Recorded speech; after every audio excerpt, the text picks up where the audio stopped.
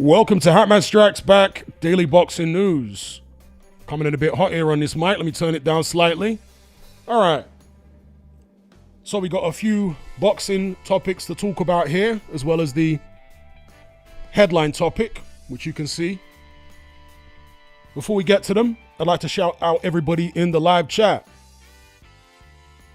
First of all, big up Luca for the super chat. He says, who does Dubois beat in the ring top 10? Well, it just so happens that I've got the ring top 10 here.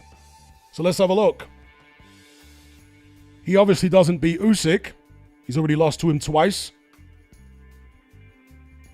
I think Caballero may beat him. I'm not sure about Luke Partridge at number 3. Can Dubois beat Partridge? I'm going to say yes. He's already beaten Fabio Wardley. He's already beaten Hrgovic. I think Itauma smokes him. Dubois versus a Jagba. I would favor Dubois slightly in that fight. Torres, I think Dubois beats him. Dubois smokes Gassiev. And I think he beats Justice Hooney as well. So big up Luca for the super chat. But what do you think? Shout out to KD versus the World, David Fisher, Hyrule Protagonist, Pickney Boy, D-Man, MT, John Boy, Sideman, Gaming Nerd, Oscar, Julius, East Midlands Fight Fan, AA, 4JJA. Yeah, good evening, good evening. What's up? Cubby Barnes.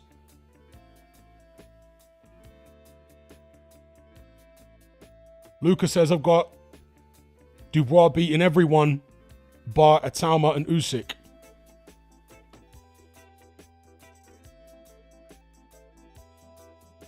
Cole says Fury could never fight a young blood. I mean, I remember after it was either before or after the Usyk fights, Shane Fury said that he wouldn't want his brother to fight Daniel Dubois. So make of that what you will. Big up Chili Beef. Big up Lewis. So let's get right into it because I got a couch being delivered here, believe it or not, within the next hour or two. So I will have to take a quick intermission when they bring it in of 5 or 10 minutes or something, hopefully less. So let's try and get through as much as possible. So, should Fabio Wardley retire? How many of you guys saw this interview with Barry McGuigan on Seconds Out YouTube channel? Any of you guys see this interview? Well, Barry McGuigan, and I know there's a lot of people that say this is ridiculous. He's lost one fight to one of the best in the world, potentially the number 2 in the world, and people are calling for him to retire. This is a sign of the times with how unreasonable boxing fans are these days.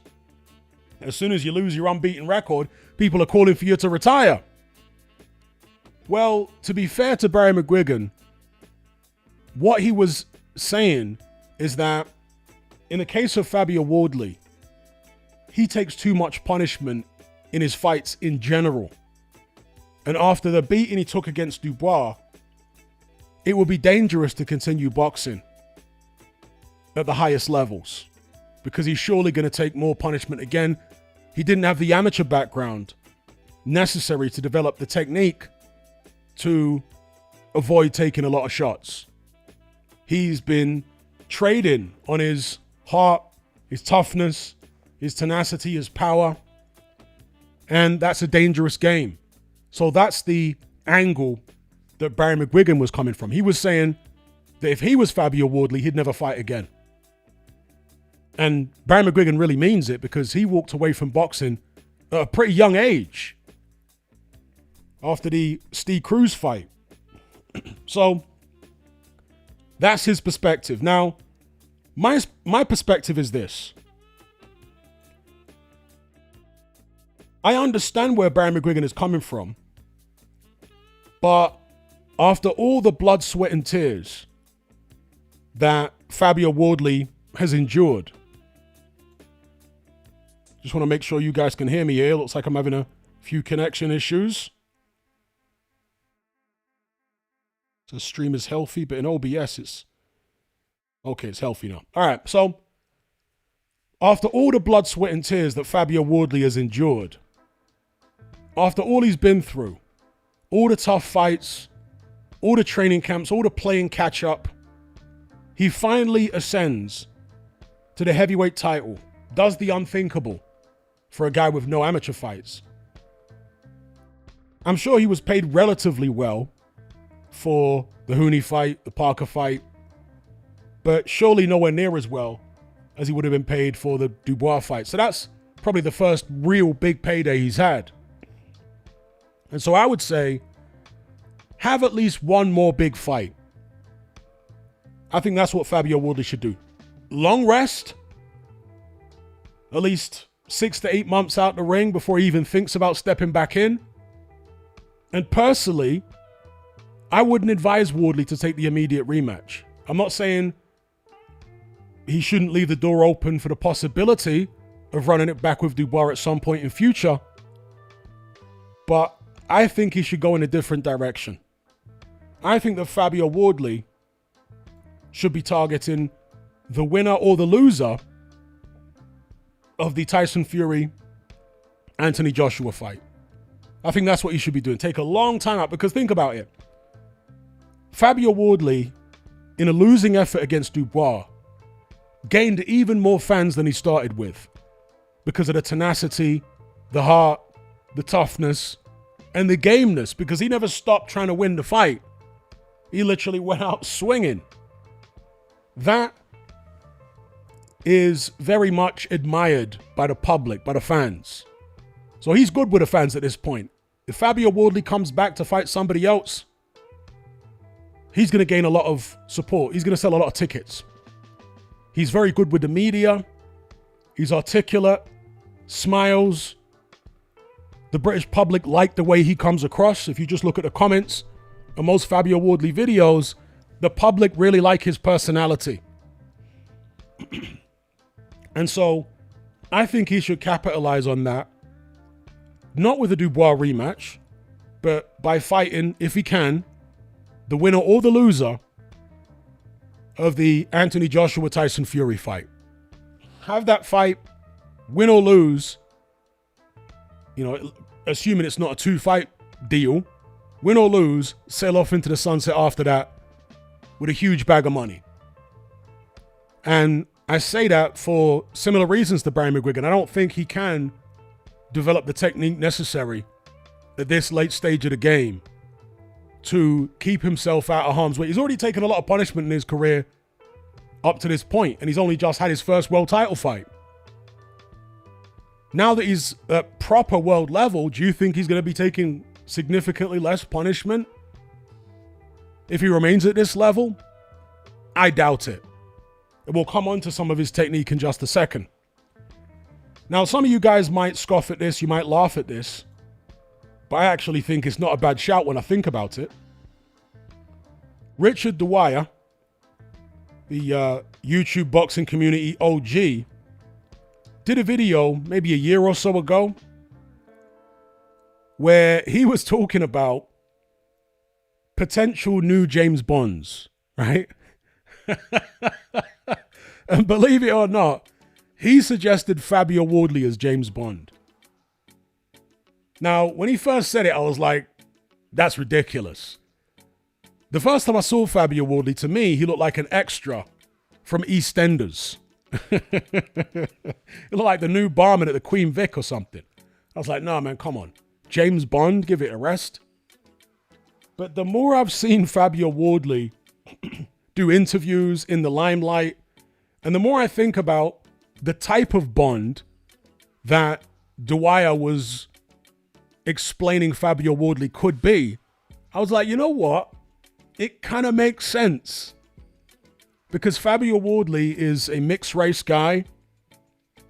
He's half white, half black, which is kind of like the face of the new generation in Britain, right? He is polite, but he also looks rough.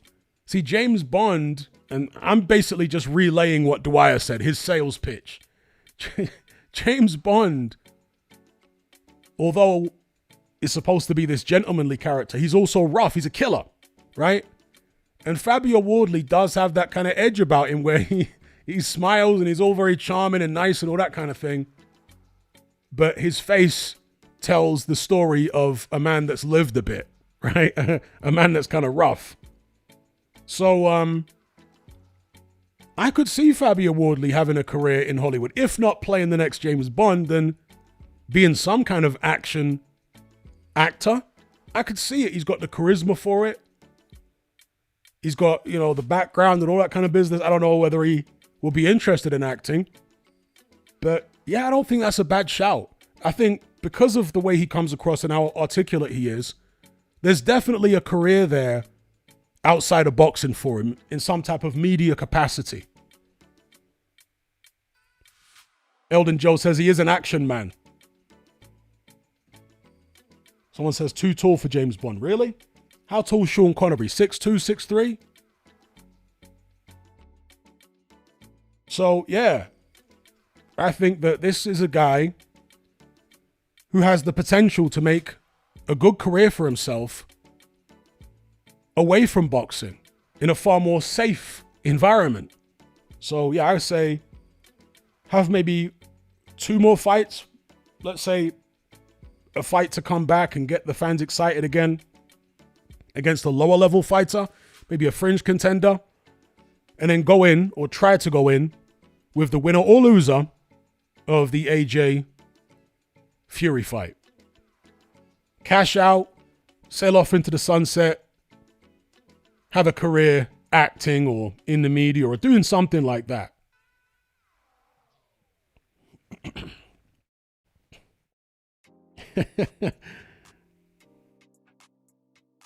High Noon says, Hatman actor, yes, James Bond, no. Well, I thought James Bond, no at first, but the more I think about it, the more I'm like, it kind of makes sense. If you think about George Lazenby,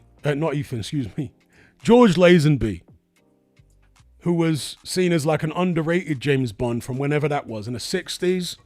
He wasn't an actor, was he? Or had very little acting background. So I can see it, to be honest. I can see it like a modern age reimagined James. I could see it. Desi says, take him to WWE.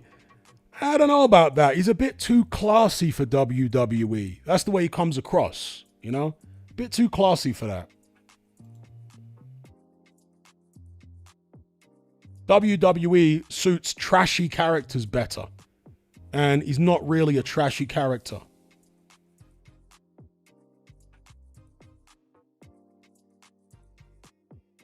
Now, regarding Fabio Wardley's technique, because here's me criticizing his defense, his one-track approach.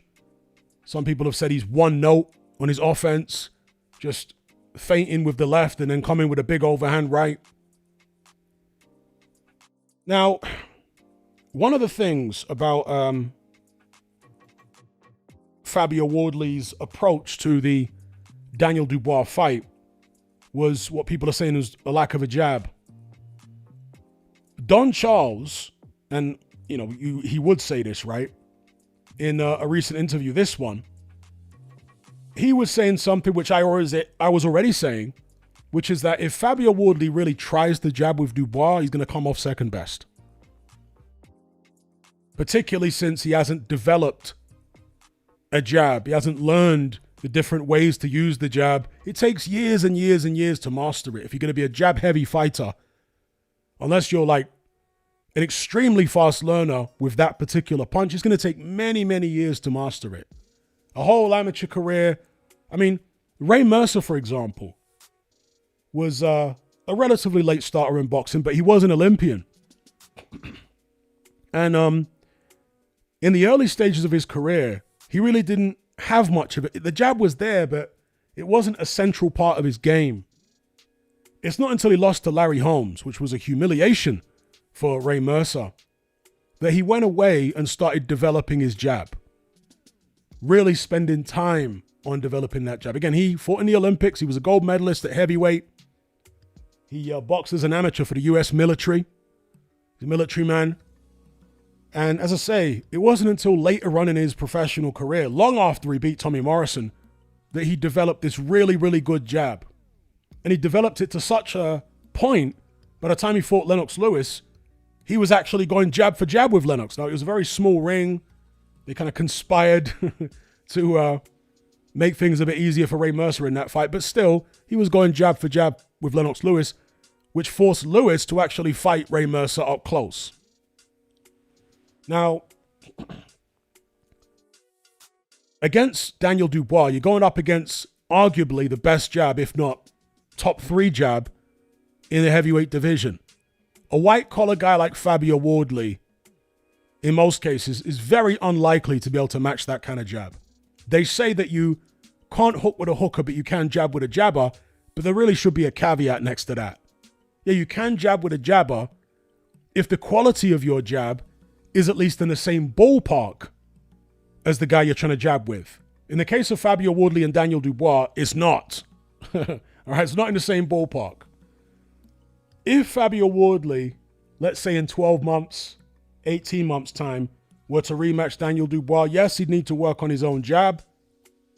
I think, because people are asking what was the game plan that Wardley had against Daniel Dubois, there didn't seem to be one. Judging by what he did, the way he approached the fight, I suspect the game plan of Ben Davison, Lee Wiley, and Wardley was deliberately to not jab with Daniel Dubois. That's what I suspect, because if you enter into a jabbing contest with him, you're going to come off second best, and he's going to be able to set his power shots up off the jab. So I suspect that Ben Davison had the idea in his head that Fabio Wardley needs to stay outside the Daniel Dubois jab, David Haye style. You know, David Haye fought many guys who had a good jab in his career, and for the most part, he would just circle the perimeter of the ring, too far away for them to reach him with his jab. He would frustrate them, he'd get them to lunge in, and then he'd hit him with a big right hand. I think that's what the game plan was. Again, I haven't heard Ben Davison explain this, but I reckon that's what it was. Judging by the way Wardley was fighting. Raiding tactics. Roy Jones, David Haye type raiding tactics. I think that's what they were going for. The problem, though, is that Fabio Wardley, unlike David Haye, doesn't really throw a straight right hand. He throws this looping shot. And looping punches are easier to read, usually, than straight punches. There's more of a tell. The body rotates, right? Your left shoulder's going to come forward as soon as maybe you're going to dip your head as soon as you're looking to throw the overhand right. From the opponent's perspective, you can see more body motion before the punches come out when someone's going to throw a looping shot. When someone throws a perfectly straight shot down the pipe, from the opponent's perspective, there's far less body motion before the punch is thrown. So it's harder to see the shot. It's harder to anticipate the shot when it's straight. But Wardley, he wasn't getting his feet into position, first of all. There's a lack of footwork there. Then there was a big tell on his punch, so Dubois just had to take a step back, jab him to the chest, make him miss wildly. These are all skills on both sides. You know, Dubois developed all those skills through an amateur career. He started boxing at whatever it was, 8 or 9. And with Wardley, all the skills that he would have needed to deliver straight right hands, to get his feet into a proper position, to develop a better jab, these are things he would have developed if he had an amateur career. Think about it. The guy started boxing in his 20s, straight into the pros after, 3 white collars. If he'd started boxing at 12, 13, 14, that's an extra 8 to 10 years of teaching, of practice, of competition. Do you know what I mean? So he would have really benefited. And also, when you're an amateur, it's an environment which is more conducive to learning, because you're not being thrown in at the deep end Fabio Wardley's been thrown in at the deep end for much of his career. And so he hasn't really had the kind of gentle environment that is conducive to learning your technique, solidifying it, and then gradually stepping up. He's just been thrown in, and it's his heart, his toughness, his power, his tenacity, his athleticism that has got him through. He hasn't really had the opportunity to really learn or catch up, should I say. He's had some learning fights earlier on in his career, but not as much, evidently, as he would need to catch up to a lot of these guys that had amateur backgrounds. Because not every fighter develops at the same speed. I explained this in a recent video the other day. Yeah. For me, I was a very fast learner when it came to using my jab. I developed that very quickly. I developed a left hook very quickly, right hook, uppercuts. But the one shot in my arsenal that for some strange reason I couldn't master right away, or it took me a very long time to master, was the straight right hand. The left hook was there, the jab was there, the uppercuts were there, the left and right hooks. But the straight right hand, for the life of me, when I was a teenager, I couldn't get any power on that shot. It wasn't until I was way into my 20s, probably mid or late 20s, when I developed that punch. I really had to work on it for years. For some people, it just came totally naturally to them. For me, I had to work on it for years. It wasn't until I was in my late 20s that I was really in possession of a great straight right hand, which was my most powerful shot eventually. So not everyone learns at the same rate. Not everyone develops at the same rate for specific punches even, right? Or specific moves. So, yeah, with Fabio Wardley,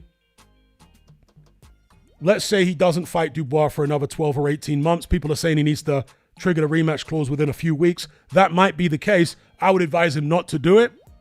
But being the warrior he is, he may well do it, right? He's been challenging himself and pushing himself and putting himself in dangerous positions for years and years and years. So it's likely he will.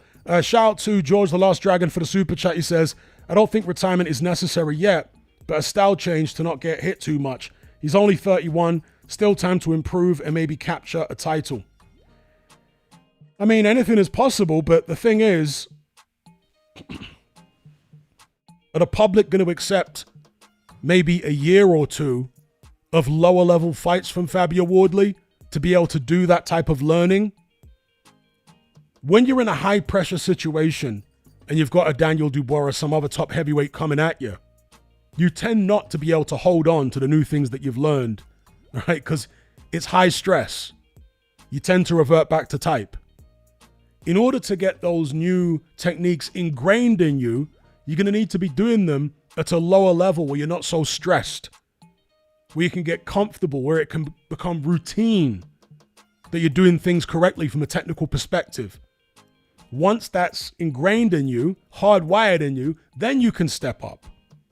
This is the issue. Again, this is where the amateur background is so important. Fabio Wardley's always in these high stress situations where his technique is just falling apart because it isn't deeply ingrained enough, and he's just reverting back to being this slugger, the white collar man. So, yeah, that's the issue there. But big up George the Last Dragon for the super chat.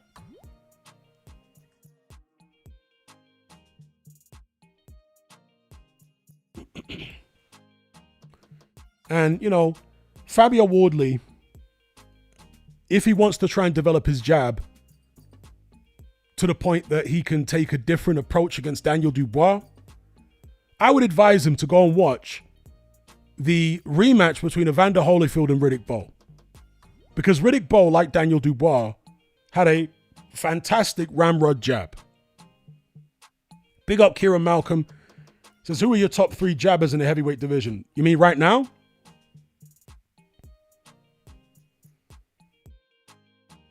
Or historically?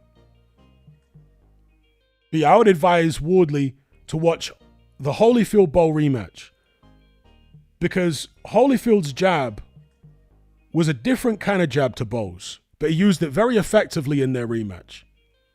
Bo had this big booming jab, powerful shot, sharp, similar to Dubois. Holyfield's jab was nowhere near as powerful, but it was fast and snappy, and he would double, triple, sometimes quadruple it up. He would move his head off the line and then snap 2-3 jabs into Bo's face and then move off again. If Wardley's going to try and develop his jab over, let's say, the next 12 to 18 months, that's what he should be looking to do with it. Make it a more fast, snappy shot, because he's more fast twitch than Dubois. Fast, snappy, and get used to throwing it in 2s, 3s, and 4s. In terms of trying to develop a big, stiff jab like Dubois, no, that's not going to work against Daniel Dubois. To me, it looks like Dubois got the longer arms. He's been jabbing that way since he was 8 years old, right? Don't try and emulate Dubois' jab. Don't try and do that. So you can have the more powerful, don't do that. To me, it looks like Wardley's got shorter arms than Dubois. I'm not talking about reach, I'm talking about arm length, different measurements. Looks like he's got shorter arms and he's got more fast twitch. So develop, like Holyfield in that second Bo fight, a rapid fire jab where you're throwing it off a bounce, moving your head off center line, bam, bam, couple jabs, hold that and then move off. And then back in again, bam, bam, bam. That type of jab.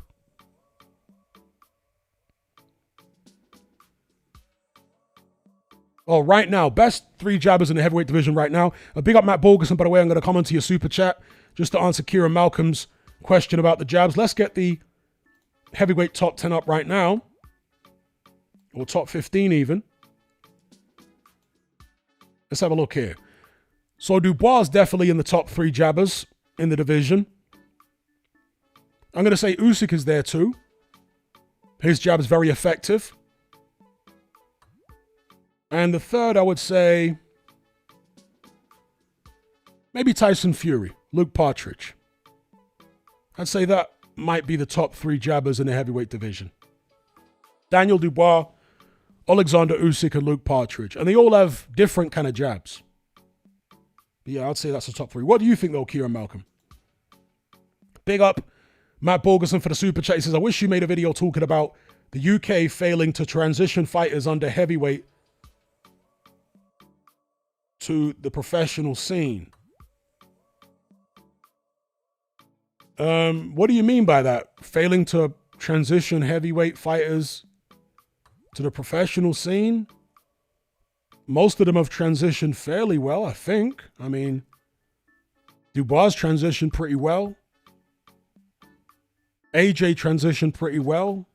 Okay, AJ's not a perfect fighter by any means, but most of them have transitioned well. With Fabio Wardley, he had no amateur background. So there was no transition between amateur and pro. He just jumped straight into the pros. But thank you, Matt Borgerson, for the super chat. Much appreciated. Shout out to George. He says, restart Anthony Yard's career. Who trains him? That's a great question. Big up June Sports. Anthony Yard's career.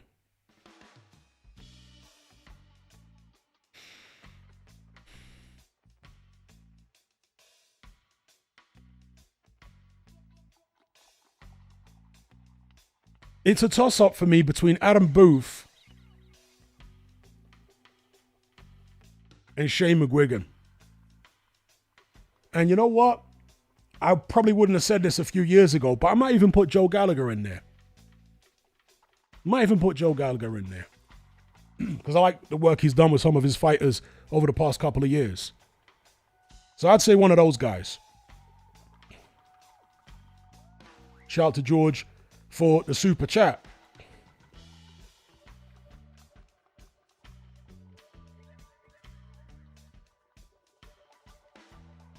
Triassic says, on the technical standpoint, I remember improvements in the Adelaide fight, jab, defense, left hook, and tidier shots against Dubois. Maybe the pressure and intensity, his technique fell apart. That, but also the fact that Adelaide doesn't have a jab anywhere near Daniel Dubois' jab. When you got a jab in your face like Dubois' jab and he springs in with it, all of a sudden your own jab's rubbish. And you're like, damn, I don't want to get hit with that. I don't want to go jab for jab with this guy. Let me try and get around it somehow. Let me not enter the jabbing contest. And I think that's what the whole game plan was, is do not even engage Dubois jab for jab. Just stay on the outside, jump in with explosive shots.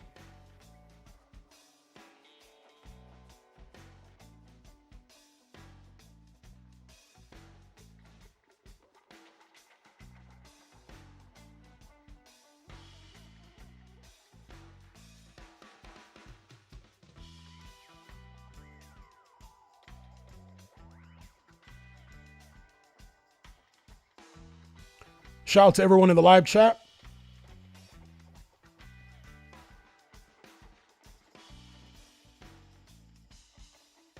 So moving on then from Fabio Wardley, unless you guys still want to stick to this topic, we can always circle back.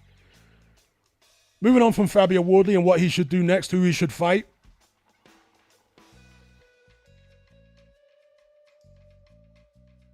Let's talk about this interview, which was uploaded on the Seconds Out YouTube channel earlier on today. Don Charles admits Moses Itauma is the greatest danger to Daniel Dubois other than Alexander Usyk. The headline doesn't say that, but that is what he says in the video towards the back end of the interview. Radio Raheem asks him, is Moses Itauma the biggest threat to Daniel Dubois other than Usyk? Don Charles doesn't hesitate. He immediately says yes. Immediately. As if it was kind of a foolish question. Of course he is. He also admits that Daniel doesn't really do well against southpaws. Then Radio Raheem goes further and he says to Don Charles, if you were given a choice for Daniel Dubois' next fight of a Wardley rematch or an Itauma fight, who would you recommend that Daniel fight? And again, Don Charles doesn't hesitate for a second. He says, obviously, Fabio Wardley rematch. Obviously. It's better the devil you know than the devil you don't know. Yeah. See, Don Charles obviously wasn't training Daniel Dubois when he had those sparring sessions with Moses Itauma. But I'm sure he's heard about what happened. I'm sure he knows about the difficulties that that Dubois had with him when Itauma was just a kid. Never mind now that he's a fully grown man. And from the Usyk fights, I'm sure it's evident to Don Charles that obviously Usyk is the best of the best, but there are problems there for Dubois when it comes to dealing with a southpaw. Big up George, he says, told someone else this, and they said Dominic Ingle. Shout out to Mohammed for the super chat. No, he retracted the message on that, but big up Mohammed. So George is saying it should be Dominic Ingle if Anthony Yarde could start his career all over again. All right.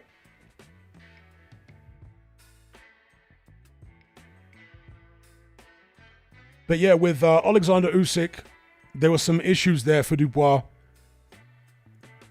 stylistically dealing with a southpaw. And I've mentioned this in other... No, I can't read the super chat there, Mohammed. It says message retracted.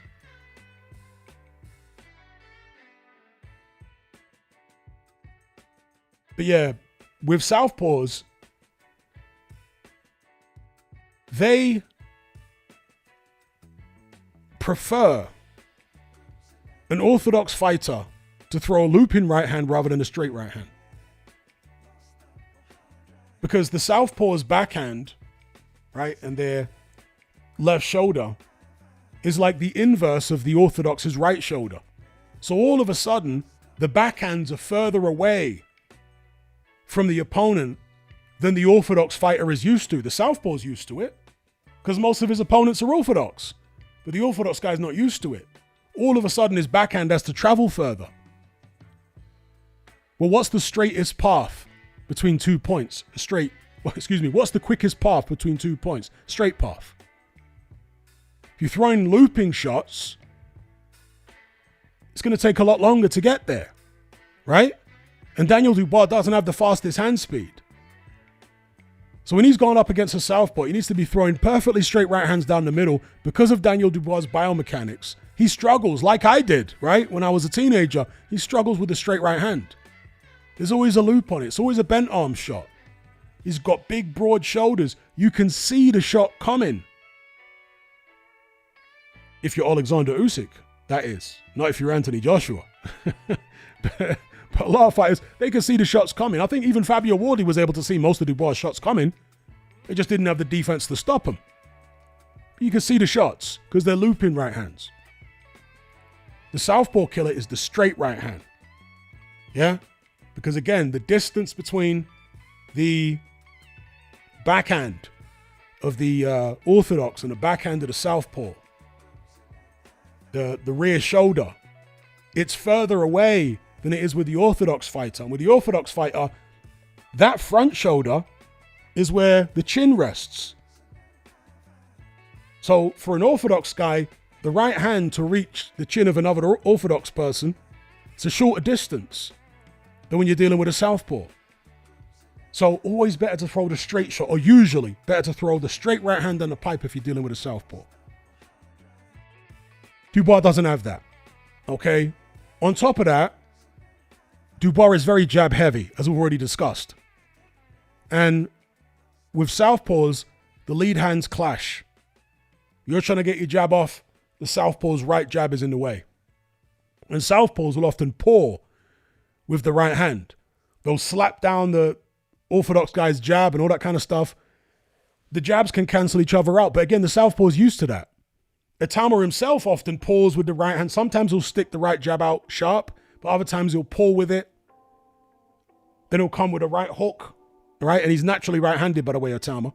He'll come with a right hook.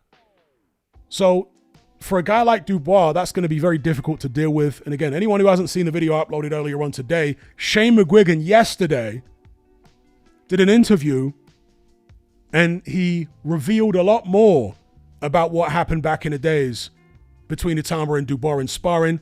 And he basically spilled the beans and said Daniel Dubois was getting the business, right? Itauma was sticking it on him. He said that Dubois struggled very badly in those sparring sessions with Itauma. And that's when Itauma was 17, 18, 19. If he was struggling with him then, what do you think's going to happen now? I think Itauma smokes him. And Don Charles is not acting like a trainer who's particularly keen on his guy fighting Itauma anytime soon. When the name Fabio Wardley was brought up, totally different energy. You guys remember that? When they first brought up the name Wardley, Don Charles said, easy work. He ain't saying that about Itauma. He ain't saying that at all. Now, one thing that Shane McGuigan did say, which ironically is exactly the same as I said before I'd seen that Shane McGuigan interview, is that if an Itauma-Dubois fight goes past 5 or 6 rounds, it becomes a very different kind of fight. Then maybe Daniel Dubois' experience can come into play and he can take Itauma into deep waters and drown him. That's a possibility.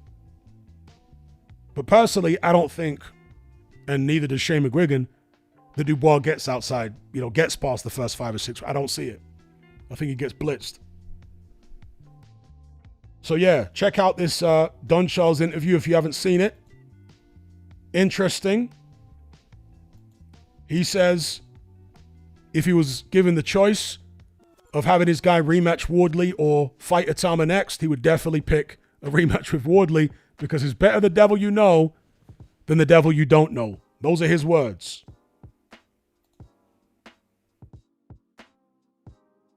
Shout out to Matt Borgerson for the super chat. He says, why are 10 out of 10 all-time great southpaws? 10 out of 10? You're saying all-time greats are southpaws?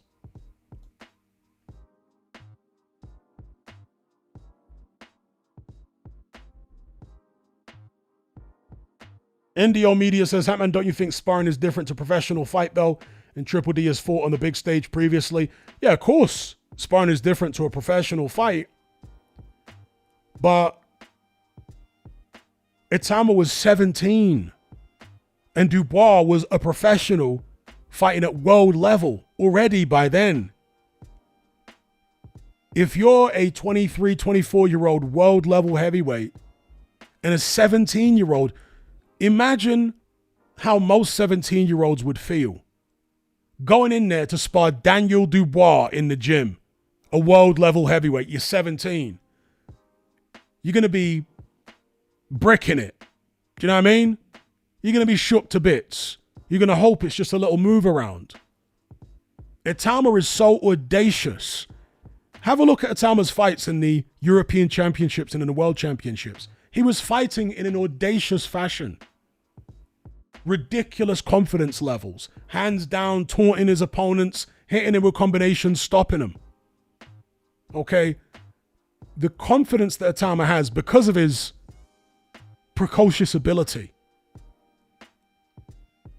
allowed him to go in there against Dubois when he was just 17 and not hope to have a little move around, but he went in there to stick it on Dubois. And according to Shane McGuigan, he did exactly that. And Dubois struggled badly when he was 17. Okay, that is not the same as two adults sparring and then years later they meet in the pros and, you know, you can disregard what happened in that sparring session years ago. Itauma was just a kid and he's still done Dubois up by all accounts. And they sparred in multiple camps. So I think that, and when I just look at Itauma's style, he's so fast. He's got quicker feet than Dubois. He's got quicker hands. He's more accurate and he's a cleaner puncher. Dubois is a clubbing puncher, you know? He doesn't land that cleanly a lot of the time. He doesn't always have his feet underneath him when he's landing. If you watch some of the shots he landed against Wardley,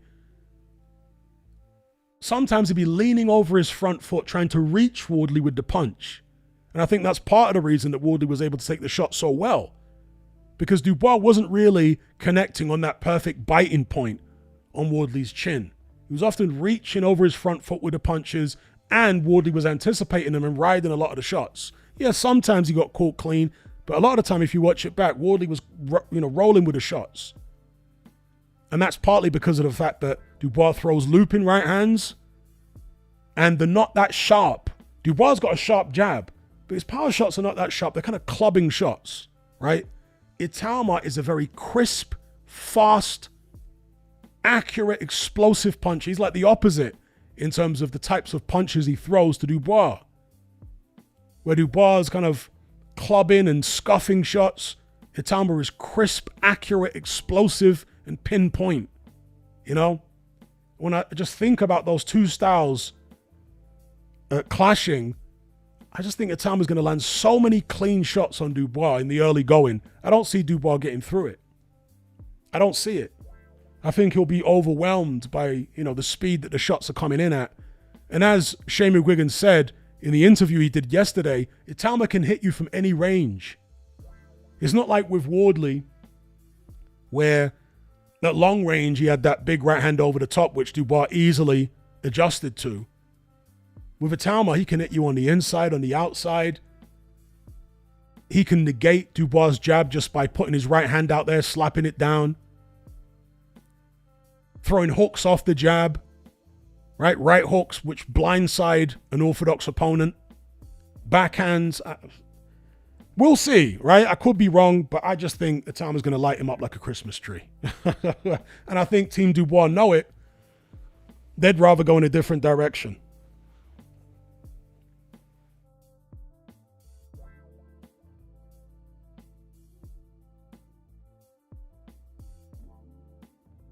Yeah, and with regards to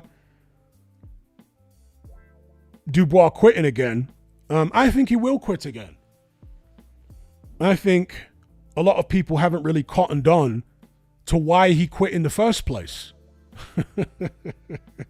I think people don't really understand the psychology behind it. And remember, I said this, I put my theory forward regarding why Dubois quits. before the Usyk rematch. And I said, I think Dubois quits because he's getting hit, not necessarily with damaging punches, but he's getting hit consistently and he's unable to hit his opponent back. That's when he goes into mental meltdown. But if he's in a tough fight, a slugfest even, where he's taking big shots, as long as he's able to land his own big shots back or land his jab, he's okay. I'm sure there'll come a point sometime in future where he's in another fight where he's frozen on the end of a jab and he can't land anything. And he's going to quit again. Yeah. I don't think that, it's like people after he quit against Joyce and quit against Usyk the first time, when he beat Miller and Hrgovic, oh, that's it. He's overcome that mental obstacle. Now he'll never quit again. He's proven he's not a quitter. Then you look at that second Usyk fight and you're like, So if he solved his mental issue in the Miller and Hrgovic fights, then what happened in that Usyk third fight then? What was that all about? I just don't think people understand his his reasons for quitting in the first place. What's going on with his mind?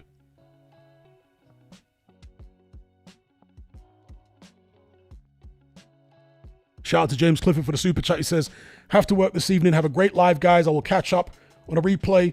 Get the lights up, folks, and have a great boxing conversation. Stay positive. Big up James Clifford every time. That's my guy. Have a good one, James Clifford. Much appreciated.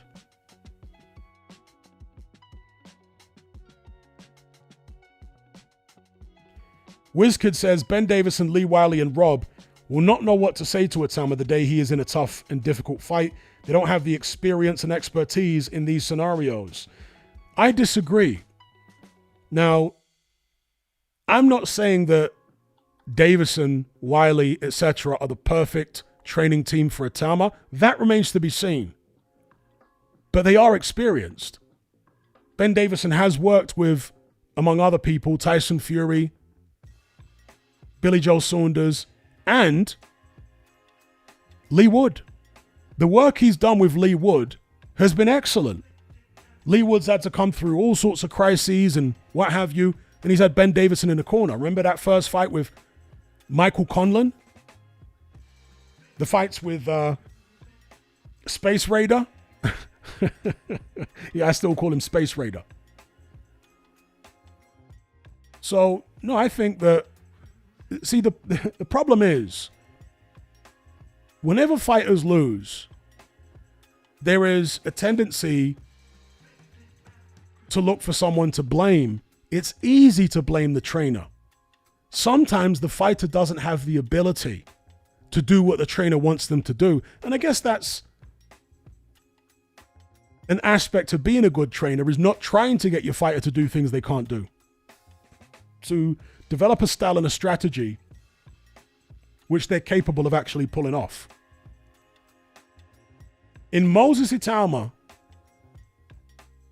we don't know what his chin is like. We don't know what his stamina is like. But he's so talented that he can probably do most of what Ben Davison wants him to do. With a guy like Wardley, he can't do loads of the stuff that Davison would ideally want him to do.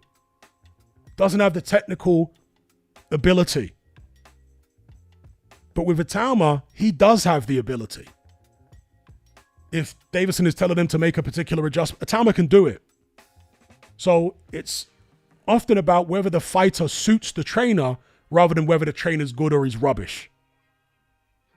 Does the fighter suit the trainer?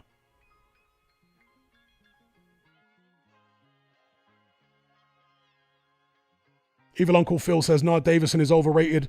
Itauma thrives under any trainer. Who else has he enhanced? Again, he turned Lee Wood's career around. Why are we acting like that didn't happen? Also, why are we only giving Davison criticism after Wardley lost to Dubois, but giving him no praise for the fights that Wardley has won under the co-tutelage of Ben Davison? Now, he's one of the few, let me not say one of the few, but there are many trainers actually, but he's one of these trainers who just gets stick and no praise ever. It doesn't matter what fights Ben Davison fighters win, he will never get any respect or praise for it. It's always just a coincidence, apparently, that they won. Oh, just coincidentally won. Ben Davison had nothing to do with it. Like, come on. You can't have it both ways. If you're going to criticize him for his fighters losing, you have to also praise him for them winning. You know? Fabio Wardley's a white-collar guy. No amateur background. Very raw. Is Ben Davison not partly responsible for some of his success? Surely he is. Maybe they've reached the limit together. That's a possibility. That can happen.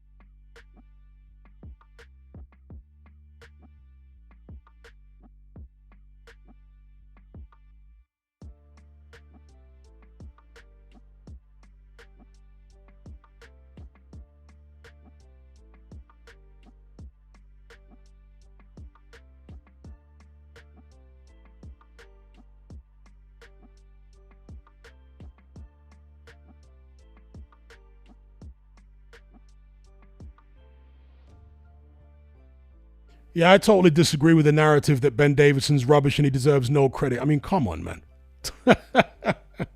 Lee Wood was getting beaten on domestic level before he hooked up with Ben Davison.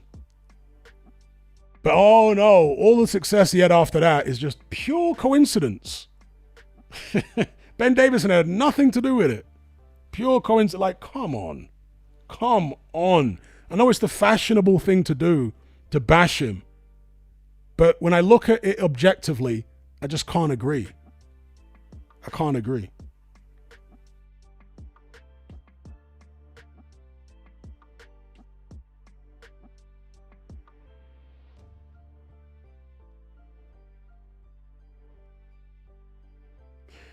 Well, that's the thing. Going back to the comment earlier on regarding if Itauma's in a crisis, his corner team, according to some, won't know what to do, won't know how to advise him. Itauma is a very instinctive fighter. He doesn't come across to me like one of these guys such as Anthony Joshua, Amir Khan, who needs step-by-step instructions of what to do in every scenario. Itauma comes across like the kind of guy who knows what to do instinctively. Like Fury, right? Fury doesn't need coaching through every single scenario in a boxing ring. He's got good instincts. He can figure it out. To me, Itauma seems like that type of intelligent boxer, like innately intelligent. He knows what to do, at least tactically. When it comes to surviving a crisis, we'll see. There will be a crisis point coming up in Itauma's career at some stage, maybe several. We'll have to wait and see how he deals with it. You know, a guy can be intelligent and have a good boxing brain when he's lucid. But once he gets hit upside the head and he's hurt, can he still make intelligent decisions then? It's a different kettle of fish. Tyson Fury can, to his credit. I mean, you look at that 9th round against Usyk. He was gone, but he still had the wherewithal to roll with the punches when they were coming at him. You know, so yeah, we'll have to see what happens when Itauma's in that scenario. But to me, he just comes across as a very, very high IQ fighter that can work things out for himself, that isn't so reliant on a corner telling him what to do, as is the case with certain other fighters.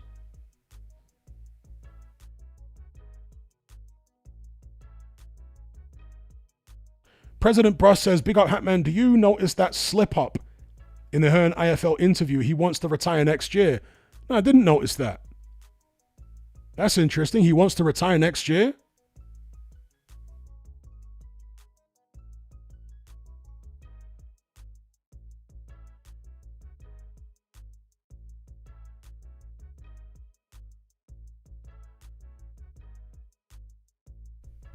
The box says, what fighter did Lee Wood beat above domestic level? Are you kidding? He became world champion. What are you talking about?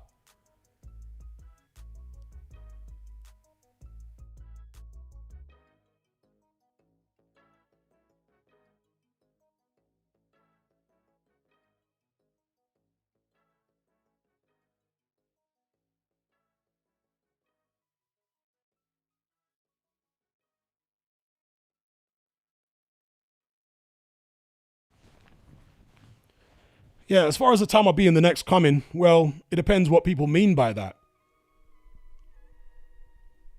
The next coming of who? The next coming of Mike Tyson? The next coming of Lennox Lewis? The next coming of Muhammad Ali? What do all three of those fighters have in common? They lost fights. So being the next coming doesn't mean you ain't going to get beaten or chinned at some point. You know?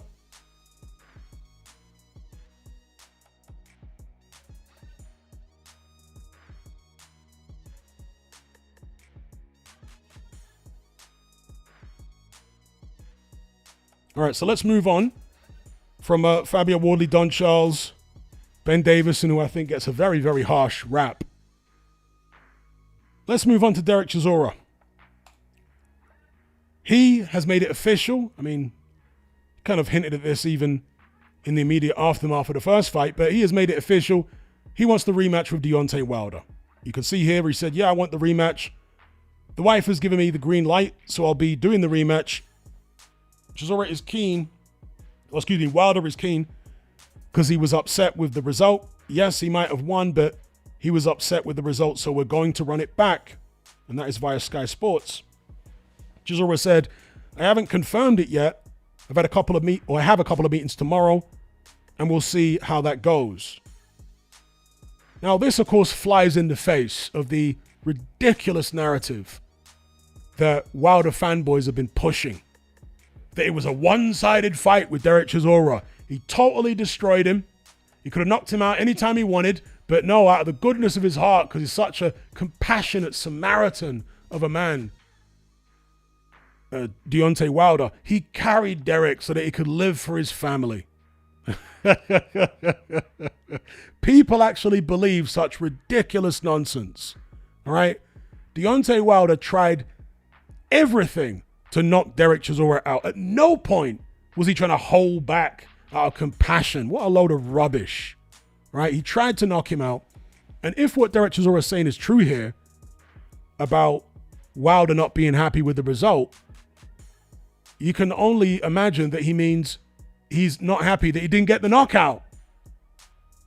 Well, if he deliberately carried Chisora for 12 rounds, then why would he be disappointed?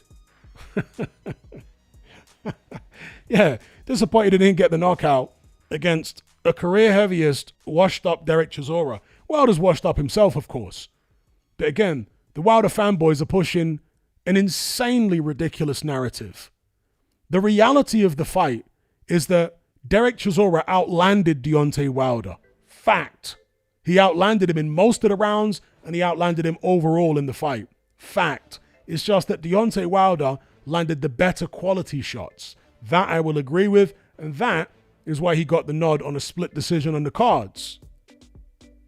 Since it was such a close fight first time around, and since, if you look at the heavyweight top 10 at the moment, there doesn't appear to be any immediate big fight available for Wilder on the horizon currently. Usyk is wrapped up fighting this kickboxer. After that, it looks like he may fight Ajit Kabayel. Right, there's talks apparently going on for that. He doesn't appear at the moment to be revisiting that Wilder fight because at one point he was interested in it. At the moment, it doesn't appear to be an opportunity there for Wilder in that regard. So what's Wilder going to do? He's ranked number 10 with the IBF. I'm surprised he's that low with the IBF, considering the fact that Chisora was the highest ranked contender with the IBF before he fought him. And Chisora, of course, has been dropped out of the top 15 of all the sanctioned bodies completely, which is also interesting. Maybe that's because of inactivity. So, and also coming off a loss. So Wilder's number 10 with the IBF, not ranked by the WBA, number 6 with the WBC, that's quite high, number 7 with the WBO. But again, who's he going to fight? What opportunities are there? Partridge and AJ are fighting each other. Usyk's wrapped up probably for the next couple of fights. Would Wilder fight Dubois? I'm sure he would. But Dubois might have to take a Wardley rematch. If Wardley elects not to trigger that rematch clause, there's a possibility that Dubois faces Deontay Wilder.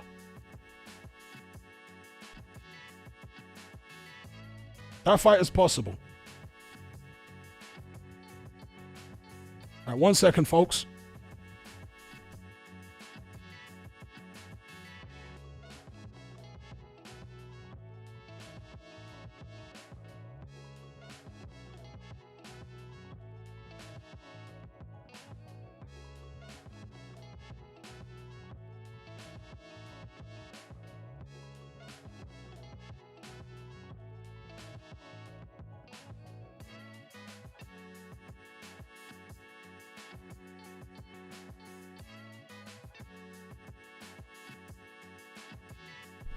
Sounds like the sulfur has arrived. Quick intermission.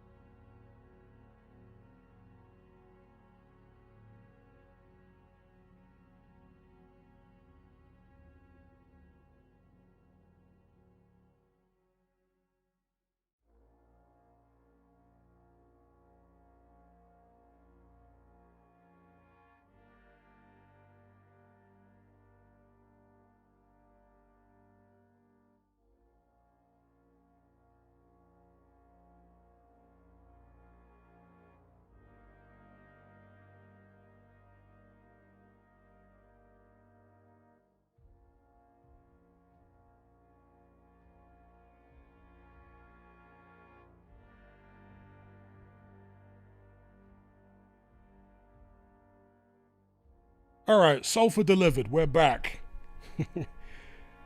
Sorry for the intermission there, folks. Hopefully you're still with me. Where was I?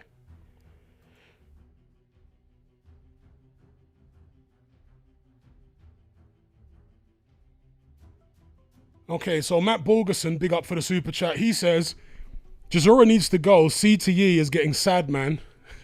Tony. Yeah, he's for sure got CTE.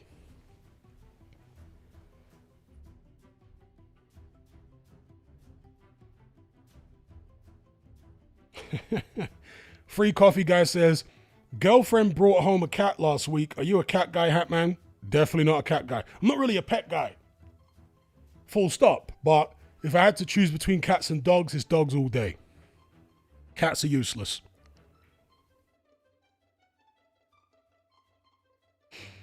WizKid says, Chisora's carrying on. Not for the love of the game. It's a sickness. 1 second, folks.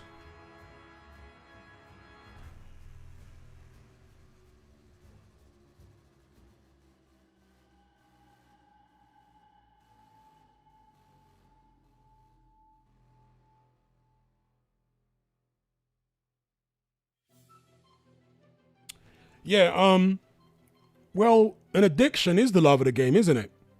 It's kind of a semantic argument. Chisora loves boxing. He's addicted to the buzz. He's addicted to fighting. He's addicted to the paydays. I don't think it's any one thing. It's a combination of things, but he definitely loves it. And yes, it is a sickness. Right? It's an addiction. It's a disease, right? And anyway, Derek Chisora said this. Apparently today, he's having some kind of meetings with regards to a Wilder rematch. We'll see how that goes. And you know what? Based upon the first fight, I don't think Deontay Wilder can be much better than that. But I think Derek Chisora can be a whole lot better than he was first time around. I'm not trying to encourage a grizzled old veteran with CTE to carry on when it's bad for his health. But if I'm just talking about it and looking at it objectively, Chisora can be in much better shape than that, right? He came in a career heaviest. He was nearly 270.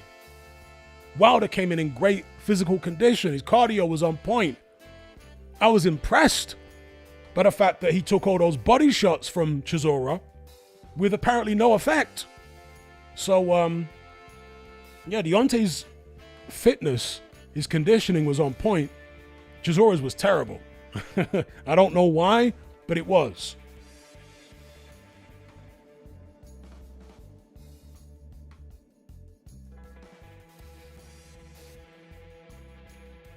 So if he gets himself into proper shape for a rematch, he can win it.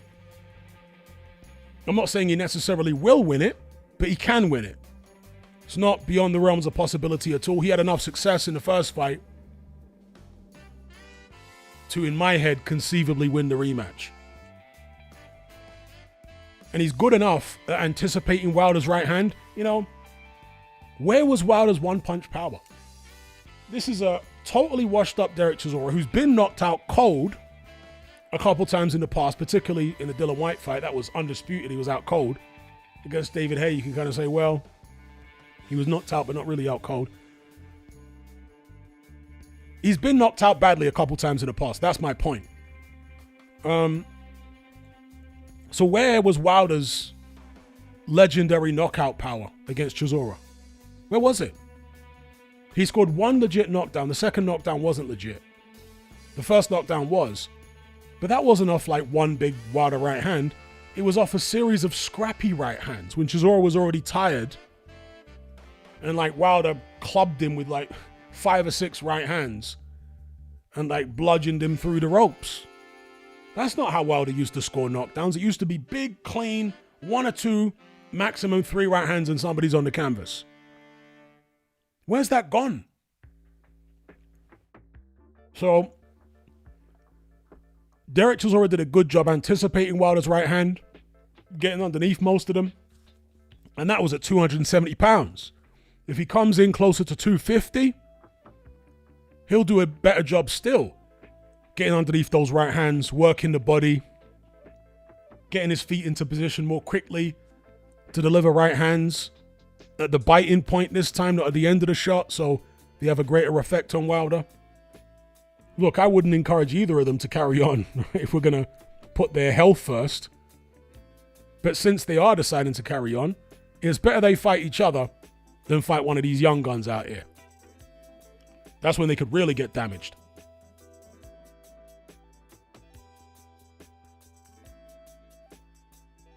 WizKid says Wilder is a tough man, tougher than AJ. I agree, he is tougher than AJ.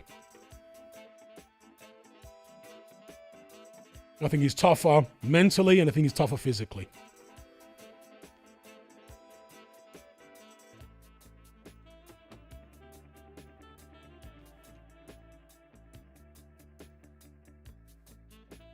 The True Squad is saying, bro, where is Joyce? I haven't heard anything from him. Maybe it's a silent retirement like Triple G. Yeah, I'm not sure where he is. I think he did tweet the other day or put some kind of post up regarding the fight between Dubois and Wardley. Don't quote me on that, but I seem to be remembering a video I watched over the past few days where, you know, one of those videos where they title it Boxers React To, and they put a bunch of tweets from different fighters in the video. I think one of them might be from Joyce, but again, don't quote me.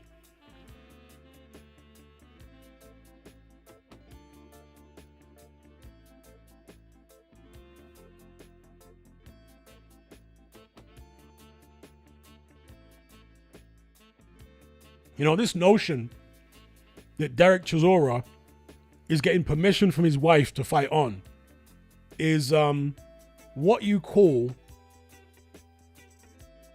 Chisora's version of mainstream PR. Chisora is a hardcore, hardback, old school African man from Zimbabwe. The idea that he would ask his wife for permission to do anything is some joke business. She ain't wearing the trousers in that marriage, right? Let's be real. That's all just for show, you know, to make it look good for the public.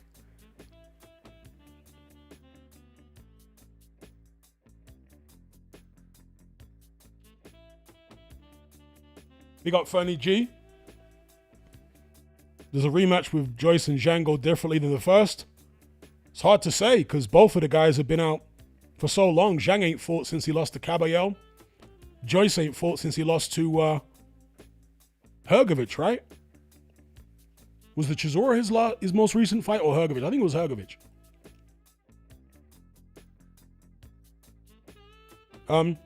Big up Matt Borges, and he says, loved your video on the part on relationships or the part on relationships. Are you talking about the Patreon upload about relationships I recently did? Yeah, I did a video on Patreon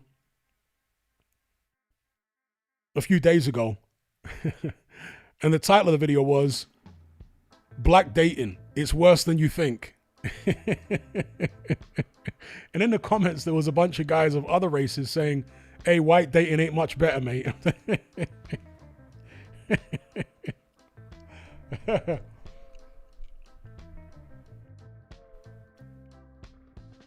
Oh, Wilder and Zhang, excuse me, rather than Joyce and Zhang. Wilder and Zhang. WizKid says Zhang is a restaurant owner now. Is that real or are you trolling? Wilder and Zhang. Would it go any different? Again, because of the layoff of Zhang, it's hard to say. But what I will say is, I think prime for prime, Zhang beats Wilder all day. I mean, prime for prime, Zhang will beat him.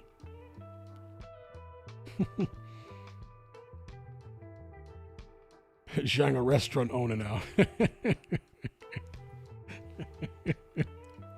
So he's serving up wonton soups and egg rolls and special fried rice. You must be trolling.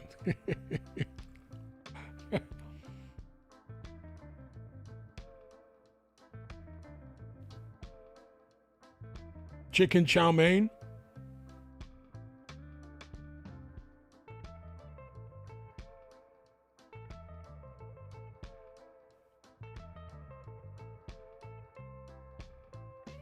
My internet is really effed up this evening, so I do apologize if there's any issues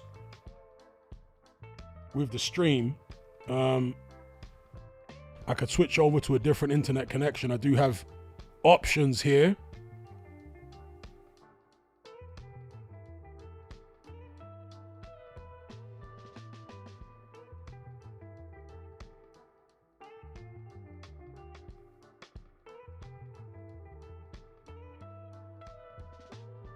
So Dot says, I don't rate Wilder, but prime for prime, no chance, Hatman. Based on what?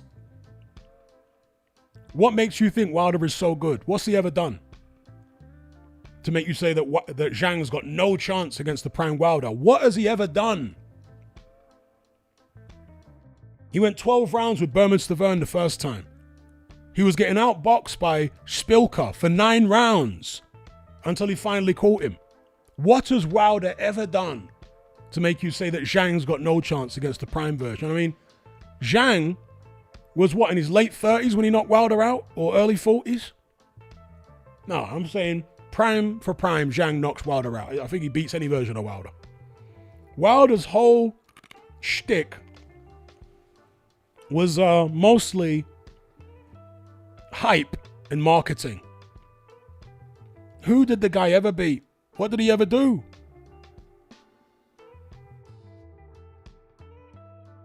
We got Matt Borgerson for the super chat. He says, I hate camping, usually do, but this woman offered me, okay, sloppy toppy to camp, and suddenly I thought about it and love camping very much. All right. Matt is on one, as he often is. The box says it's actually true. He has a restaurant in New Jersey. Does anyone know what the restaurant's called?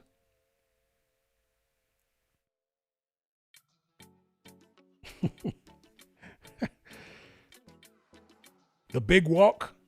What's it called?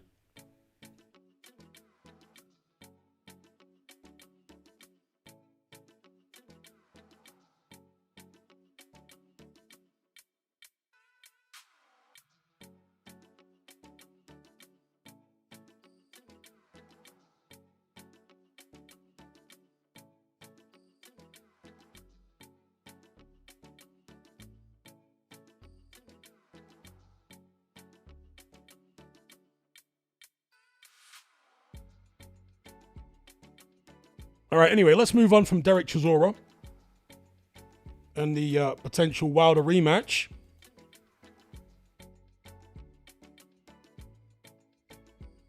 How many of you guys have heard this news from Mike Coppinger via the Ring Magazine? Vasyl Lomachenko is making a comeback. You can see here, Vasily Lomachenko is coming out of retirement and is targeting a return in the fall of this year, sources tell the Ring's Mike Coppinger. Lomachenko's contract with Top Rank expires today, and he's now a promotional free agent seeking the biggest fights possible. Now, is it a coincidence that he announced the comeback on the very day that his contract with Top Rank expired? I think not. And given the fact that, in my opinion at least, it's an unlikely coincidence, it's unlikely to be a coincidence, then I do have to wonder whether his decision to retire in the first place was down to not wanting to be in that Top Rank contract. Not liking the terms of it. Maybe that's what it was all about, or at least partly about. It's possible he'll re-sign with Top Rank with a more favorable contract, a contract he likes more, or maybe he signs with someone else. Maybe he signs with Zuffa. Maybe Turki Al-Sheikh has coaxed him out of retirement to take on Devin Haney in a rematch, Shakur Stevenson. I mean, let's get the 135-pound rankings up in a minute, because that's really Lomachenko's division.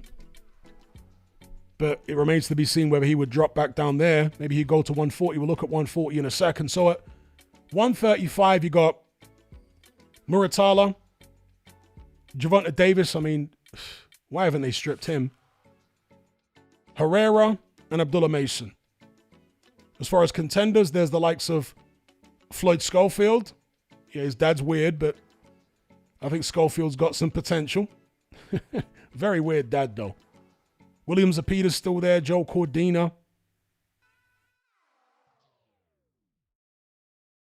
Andy Cruz. Has Andy Cruz fought since that defeat?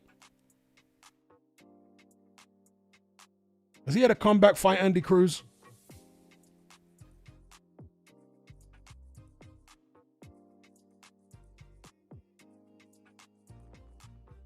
Yeah, so what do you guys think about Vasyl Lomachenko coming back? That's 135. At 140, if he was to fight there, IBF belt is vacant. Gary Antoine Russell's got the WBA. Dalton Smith, WBC, with Pitbull Cruz as the interim champion. Shakur Stevenson with a WBO. As far as contenders, there's Keyshawn Davis. Who else is there? Sabril Matias knocking about. Oscar Duarte. Delgado. Adam Azim on the come up. Yeah, what do you guys think of Lomachenko coming back? Good idea or not? And why do you think he's coming back? Do you think it's a coincidence that he's announced the comeback on the very day that his Top Rank contract expires?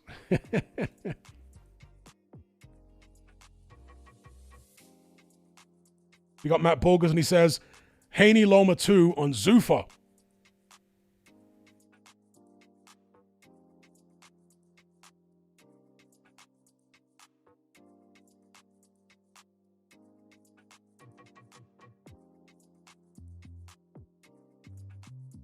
Hammond says, Hatman, how do you see Fury versus Dubois going if they fight next year? Right now, I'd probably pick Dubois. If he can force a pace on Partridge, he beats him. I don't think Partridge can fight at any kind of pace now.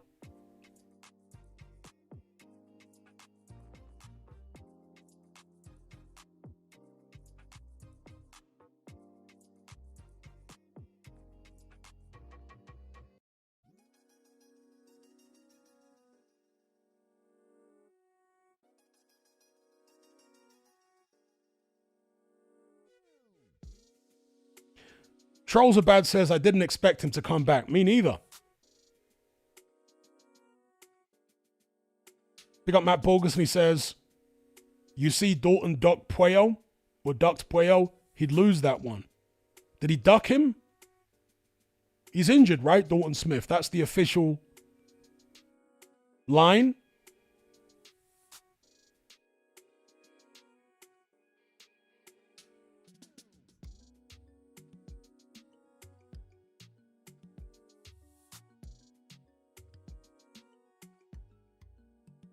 It's only a game says, great news. Hopefully Turkey can get Tank to come back and fight.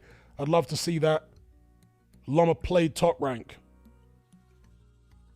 I think Lomachenko's done. Personally, I don't want to see him come back. I preferred him when he was in his prime. I think at this stage, it's diminishing returns. And as far as Gervonta Davis, I don't care if I never see him fight again against anybody. That guy's such a waste of space.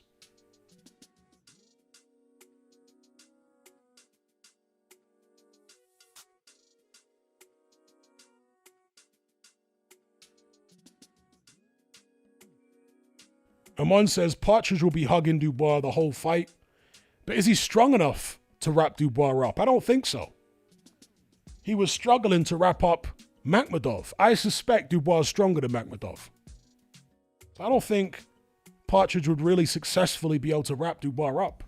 I think Dubois will be able to shrug him off and force him to fight. And as I say, Partridge can't fight at any kind of pace now. He's too old and too heavy. He has to fiddle his way through fights.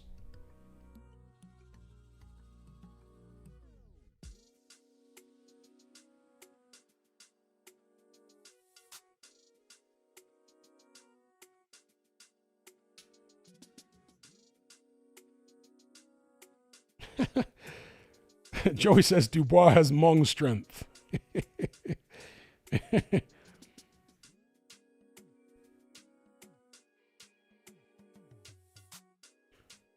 Eamon says Davis is a bad role model. Well, I don't think most boxers are particularly amazing role models, but I don't really focus on that. What I focus on is what I want to see happen as a fan. And Gervonta Davis hasn't given me the fights I want to see. He's been milking boxing, and he's been aided and abetted by, a significant niche support base of fanatics who will buy any crap that he serves up. Yeah, Gervonta Davis has been basically living off the vestiges, the last remnants of the PBC cultists. They're the ones who have been buying his rubbish pay-per-views and all that kind of stuff. And because America is such a big country and pay-per-views are so expensive there, a guy like him can actually do that and still make millions. Just chip away in obscurity, taking rubbish fights, and still get 7 figures and what have you. Adrian says, and because Gervonta is wasting his prime's long gone.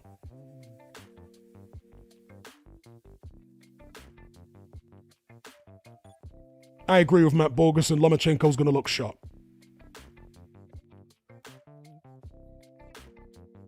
Double A says, interesting that Loma said he doesn't want any tune-ups. Just wants the best guys immediately.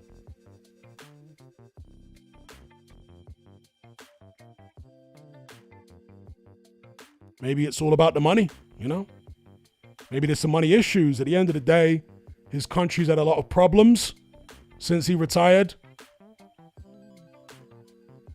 Has he lost some assets because of the issues in his country? Who knows? Or maybe his assets are all outside of the country in the United States and other places. Big up Matt Borgerson for the super chat. He says, I was so high on Gervonta, him and Schofield, and such failed potential of what they could be. Schofield on the road to failing. Davis, AB 2.0. The thing about Schofield is that his dad appears to be the problem rather than Floyd Schofield himself. Or maybe I'm just ignorant to the extent of any issues that might be there. Maybe Floyd's also got problems, but to me, his dad seems to be his dad's very weird. I'm not sure how many of you guys are familiar with Floyd Schofield's dad, but he's a weird character. To me, he comes across as zesty. Zesty, erratic. There was that video. Who put that video out of Floyd Schofield's dad giving some woman a tune-up? Was it Haney? Haney's always on some BS. Haney always wants to smoke on social media. He's always doing crazy stuff, exposing people. Haney's been doing that for years, by the way. This is nothing new.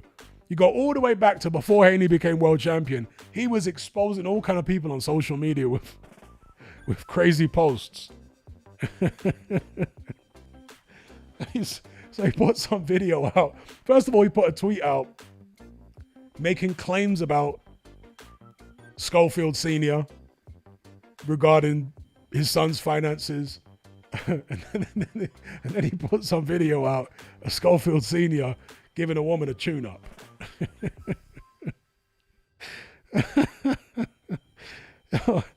Haney's too much, man.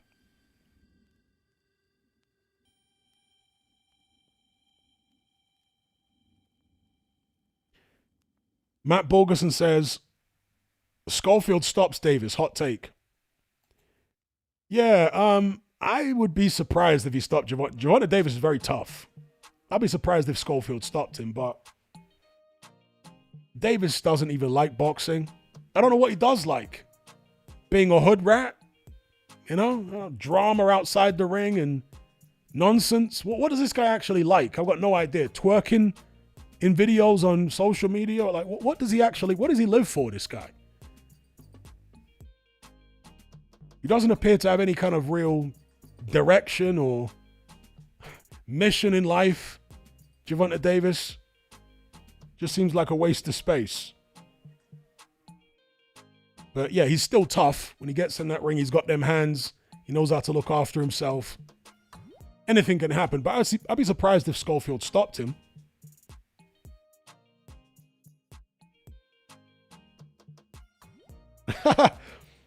Cole says they call Schofield's dad Auntie. Is that right? That's appropriate. Yeah. His dad is a weird cat, bro. I'm telling you. Weird cat. I understand he's been to prison. Is that where the sass came from? I'm just asking. Is that where the zest came from when he was in prison? Who knows?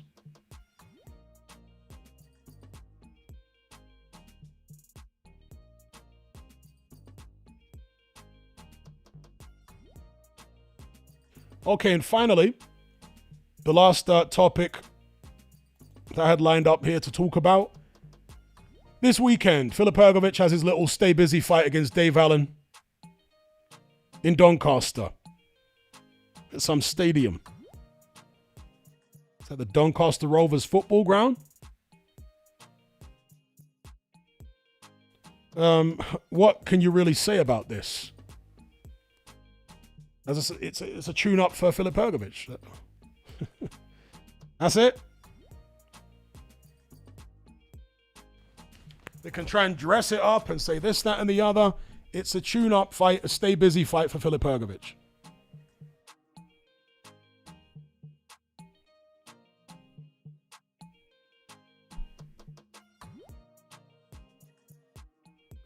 You know, the best that Dave Allen can hope for is that he cuts Hrgovic somehow and the fight gets stopped on cuts, or Hrgovic has just underestimated him to such a crazy extent that Allen can somehow snatch a victory.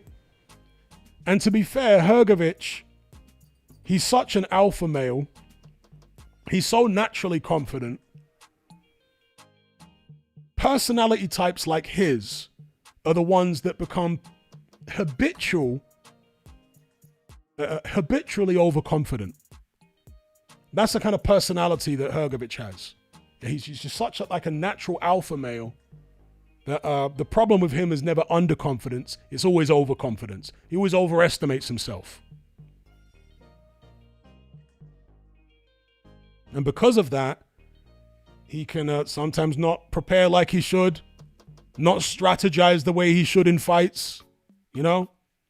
Throw way too many early on and leave himself nothing down the stretch. He was doing that for the longest time. But, you know, talking about fighter-trainer link-ups, I think one of the better fighter-trainer link-ups over the past few years has been Hrgovic linking up with Abel Sanchez. Abel Sanchez, the man who said he had retired probably 2 or 3 times over the past 10 years, he's back again training Hrgovic. In Big Bear too, right? I thought he sold that gym. So, yeah, I think that's been a really good link-up, Sanchez and Hrgovic. Not that there's much technical difference in Hrgovic since linking up with Sanchez. Not that he's really hitting any harder. He's not a puncher. He's got kind of average power. But his stamina is so much better having hooked up with Abel Sanchez. Not like it was bad before. He just wasn't pacing himself well in fights. He was throwing way too many early, leaving nothing in the gas tank for later on. But under Sanchez, he's pacing himself better and his stamina's better. He's not fading late in fights. We saw that against Joyce. We saw that against Adalai. So, yeah, I like the link up with Hrgovic and Sanchez. If he's trained properly for this Dave Allen fight, it'll be a walk in the park. It'll be piecing up Dave. It'll be target practice. It'll be piecing up Dave Allen with all sorts of combinations. And it's just a matter of whether the fight goes the distance or whether they throw in the towel, whether Dave Allen says no mas again, or whether Hrgovic wins a ridiculously one-sided points decision. I'm going to go for the latter. I'm saying Hrgovic wins every single round on a UD, a total shutout. It's only a 10-rounder. You can see their box rec have only given it 2 stars. They rate the matchups based on how good they think they're going to be. Well, it's actually computerized. It's based upon where the guys are ranked. If you get 2 highly ranked guys, it gets 5 stars. If it gets, if it's a highly ranked guy against a guy that's very low ranked, might be 1 or 2 stars.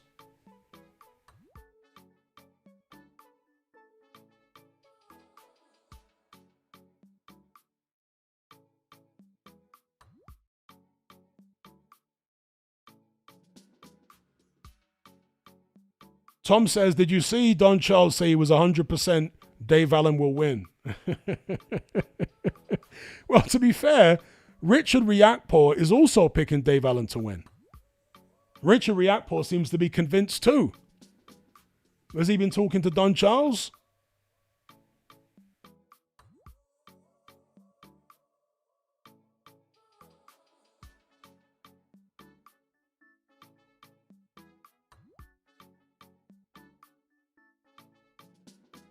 KD says Dave Allen is getting slumped.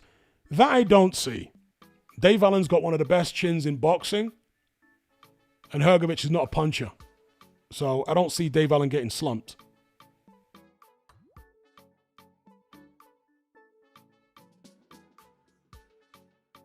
Afro Jam says Hrgovic is so slow.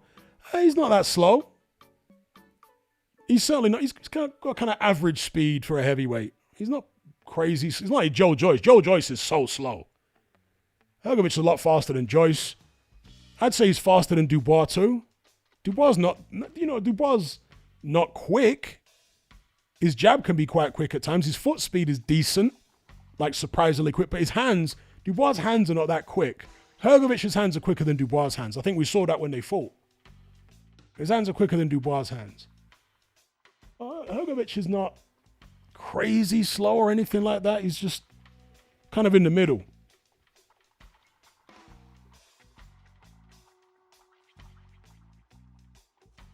And that's the thing, KD. Dave Allen don't throw any damn punches. And that's why I was so confident, like most people, to be fair, that Allen was going to lose to Makhmudov. You don't throw any punches.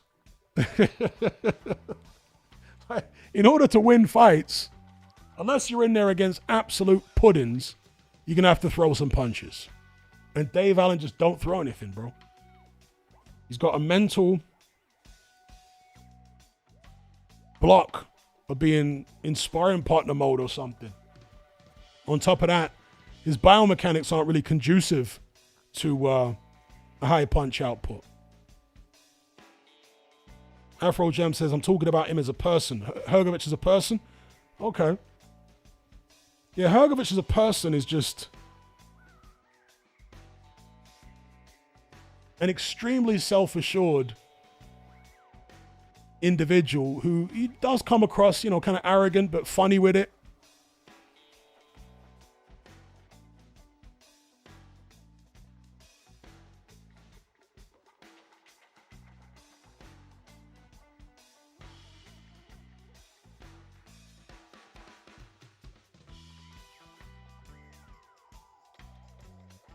I forget who it was. There was some fighter recently, some heavyweight recently, who said that they encountered Hrgovic. It might have been Dave Allen himself.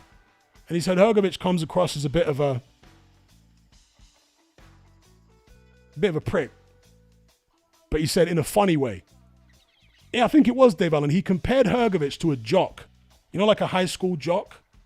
That is the personality type. Do you know what I mean? The very natural kind of alpha male, very sure of himself, high opinion of himself, overestimates himself a lot of the time.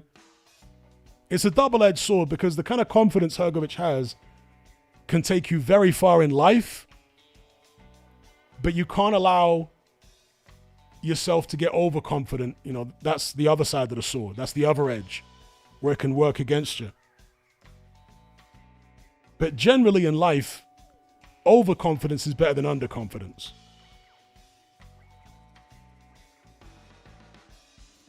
Shout out to KO Kid. Shout out to Arco. Yeah, I'm all good. How are you?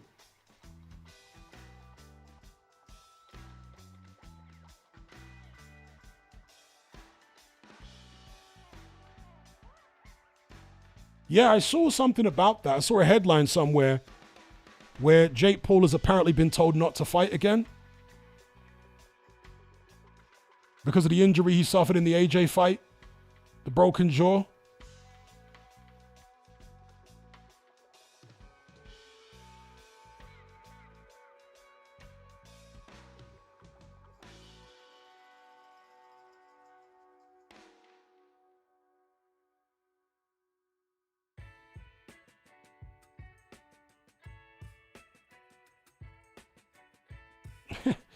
Indeed, WizKid. Dave Allen said he should have trained harder or more after the fight. He always says this. Yes, before the fight, Dave Allen's going to tell you he's in great shape. He's trained hard. He's had a great camp. After the fight, win or lose, he's going to tell you, I didn't really train. It's like the same old story with that guy every time. Win or lose, I didn't train after the fight. Like, come on, man.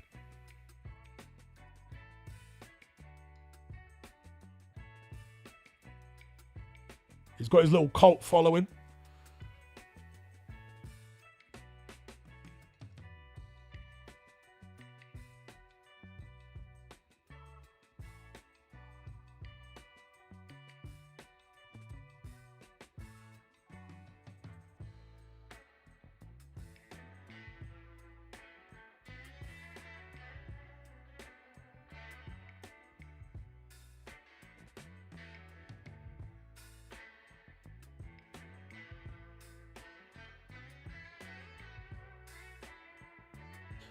Well, to be fair, Matt Borgerson, I think, is making a good point. It's just a thing a doctor would say, oh, you know, I wouldn't recommend you fight again with this broken jaw that you've had. Jake Paul might be saying that to create publicity for his next fight. Do you know what I mean? He's obviously not going to fight anyone close to the level of AJ for his comeback fight. In order to publicize the fight, he's going to say, oh, the doctor told me not to fight at all. This is dangerous.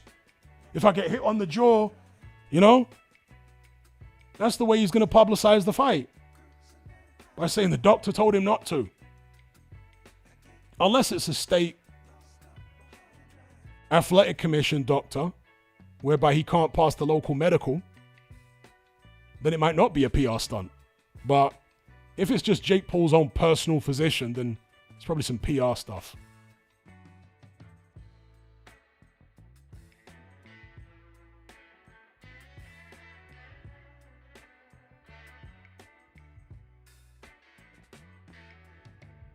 Yeah, according to Chris Mannix, there are wheels in motion behind the scenes right now to make Hrgovic Itauma in August. So this, if what Mannix is saying is accurate, is just a tune-up for Hrgovic ahead of his Itauma fight in the summer, back end of the summer. And I hope that's the case, because that's the kind of step up that Moses Itauma needs. If Moses Itauma goes through Hrgovic, that will be a crazy statement. That will be a crazy statement if he goes through Hrgovic. No one's ever gone through Hrgovic, right? Hrgovic has got a great chin. Went the distance with Zhang, took all his best shots, took all Dubois' best shots. He wasn't stopped by Dubois the way Wardley was, where Wardley was out on his feet. No. Hrgovic was stopped on cuts.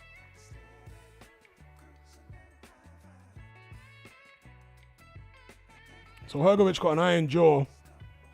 Unlike Wardley, he doesn't ride the punches, you know? Because Wardley was riding a lot of those shots that Dubois was hitting him with. Not all of them, but a lot of them. But Hrgovic was barely riding any of them. When he fought Dubois, he was taking everything flush. But his chin's so solid, it didn't bother him. He just gassed out because he threw too many punches early and he got cut up. A lot of people are going to point to the reckless use of the head by Daniel Dubois, the dark arts. I mean, maybe that contributed, but I think it was just a horrible miscalculation by Hrgovic that was the main factor in him losing that Dubois fight. Damn, did I say something that was pause-worthy? People are saying pause in the comments.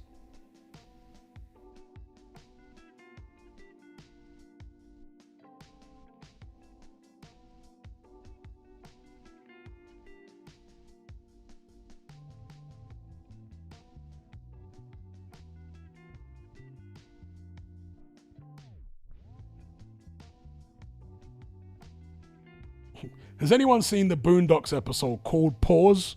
It's one of the best episodes the Boondocks did. It was basically a satire about Tyler Perry. It was a satirical look at Tyler Perry. And it was like Diddy territory before Diddy. It came out well over a decade ago. 15 years ago, maybe? Maybe longer than that. An episode called Pause. The Boondocks. They're all on YouTube, the episodes. You can watch them. Someone says riding shots. Is riding shots pause-worthy? Riding? I mean, maybe if you think about it deeply enough, it might be.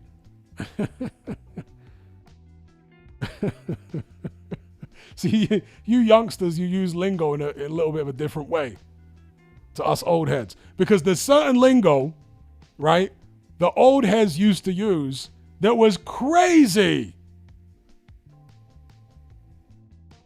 Crazy.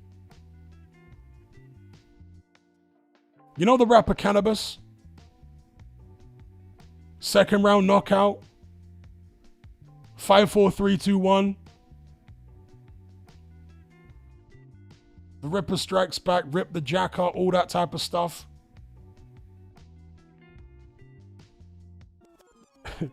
He said something on second round knockout, one particular line, which by today's standards is zesty as hell. I'm not sure I can even repeat the line because by today's standards it's so zesty.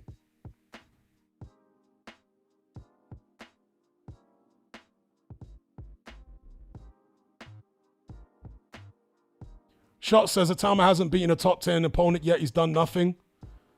Well, tell us something we didn't know, bro. There's always a point where someone's done nothing, but then in their next fight, they do something. So we all know he ain't beaten anyone yet, but myself and many others believe he can and will.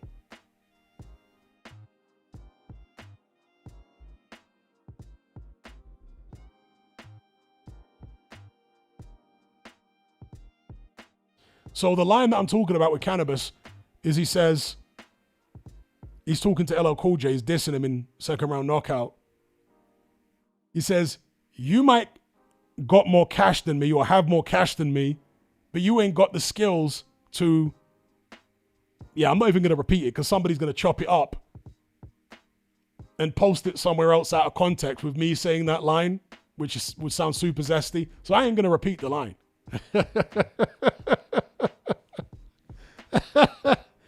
It was crazy.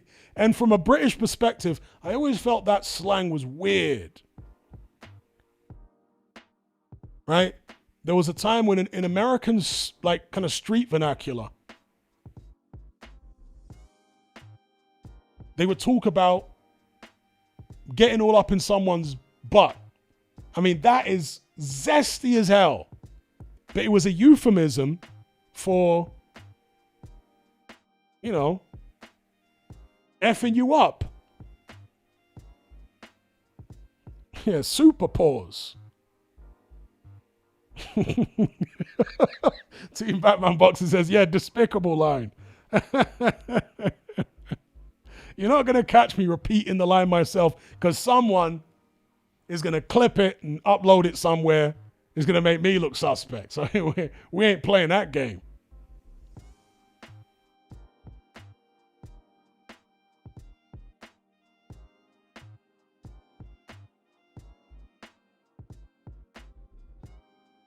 And oh yeah, there was a time in the early 2000s in London where the word suck was used as a substitute for rob.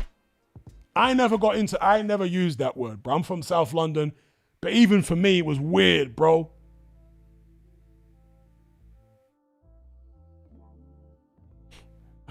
Man, we're using the word suck rather than rob. No idea what that was all about.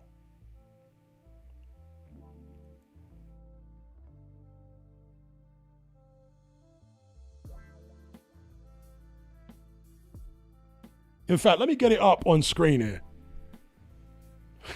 For those who maybe haven't heard the cannabis song that I'm talking about. So I'll just take a screenshot of the lyrics. And I'll highlight the offending line.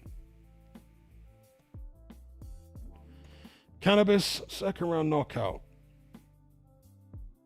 Lyrics.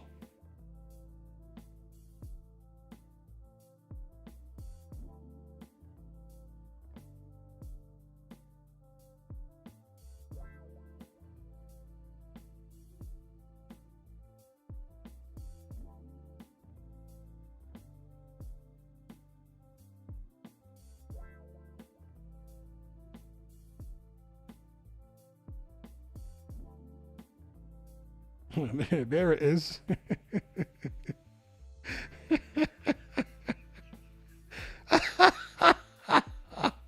How did man even? I mean, it's so crazy that this was acceptable slang somehow back then.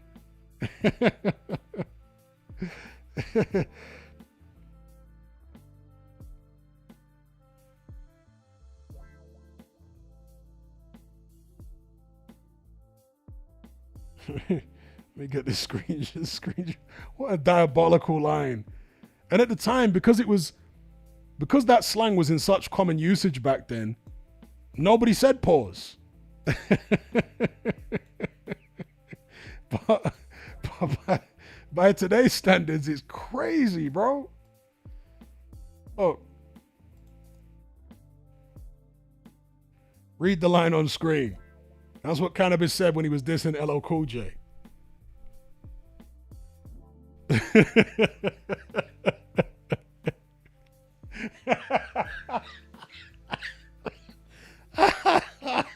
You got to ask serious questions about New Yorkers, man.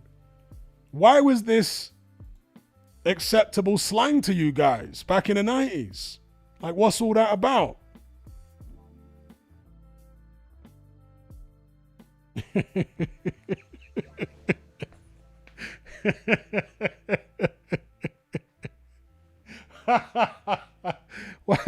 New Yorkers, please. Maybe Fernie G can explain. Why was this acceptable slang in New York in the 90s?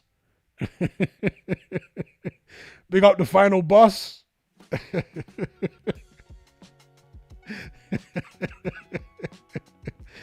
let's take that off screen. I want to. Okay, Fernie G says that's Diddy as but that was a slang term that was used back then. I used to listen to New York hip hop all the way through the 80s and 90s, and people were talking like that those times. That was like a well-known slang term. These guys were saying, I'm going to get all up in you. I'm going to eat you. So on and so forth. That's what the man was saying. And nobody bat an eyelid. Yeah, Diddy Town. Why for that? That's the new slang with youngsters nowadays, isn't it? Why for that?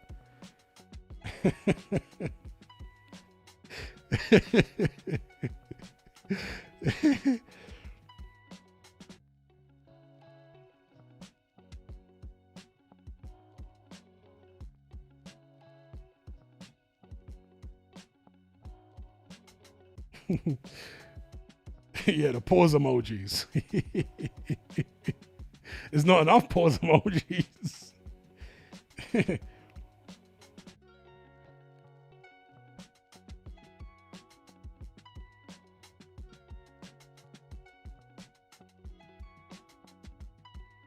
Yeah, Mike Tyson was on that song too. Mike Tyson was on second round knockout with Cannabis when Cannabis came out with those bars. Mike Tyson was on the intro. He said, "We eat MCs." You know? What about eating MCs?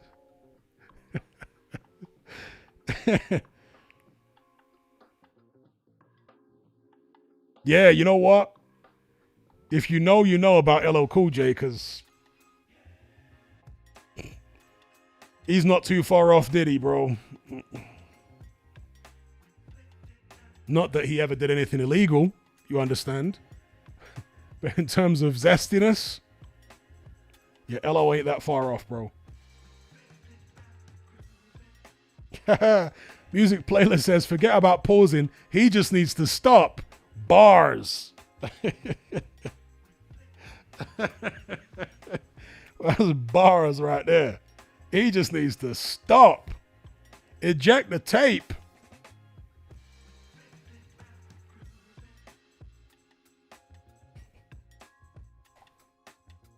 That's for the old school heads. Tape cassette generation.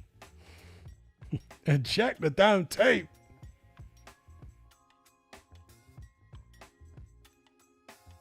Yeah, Mike Tyson said super zesty stuff at that press conference when he brawled with Lennox Lewis.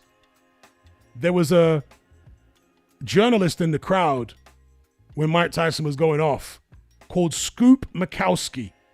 He was quite a well-known journalist in the American boxing scene back then. Scoop Mikowski. And he shouted, "Put him in a straitjacket," or something like that. When Mike Tyson heard that, he started going off on Scoop Mikowski. That's who the tirade was against when he started coming out with all that zesty talk.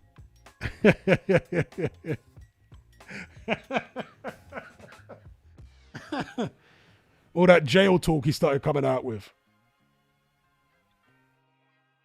AJ says, Scoop, the best journo name ever. Well, yeah, exactly. He's got the scoop.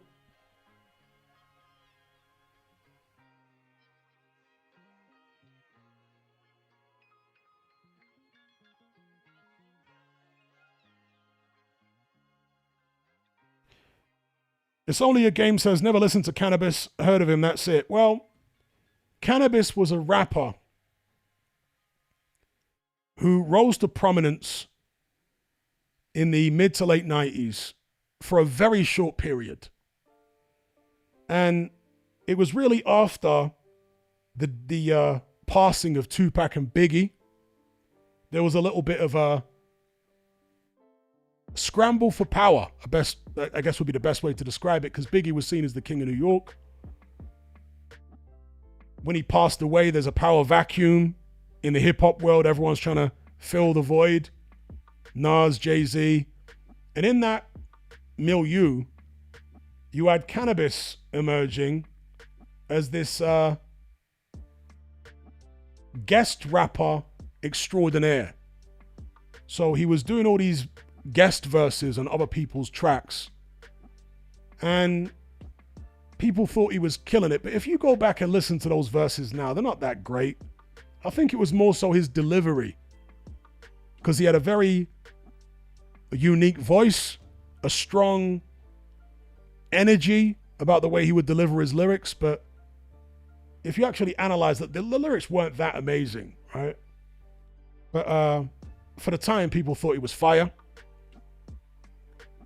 And he got into a beef with LL Cool J over a line that he said when he featured on an LL Cool J track called 54321.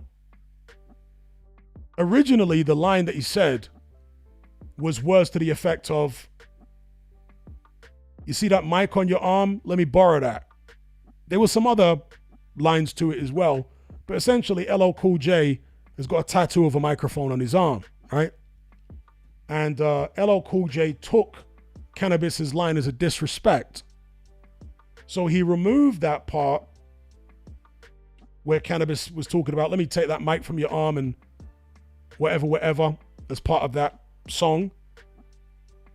And LL Cool J's final verse was rewritten to be a diss of Cannabis. So their beef started in the studio.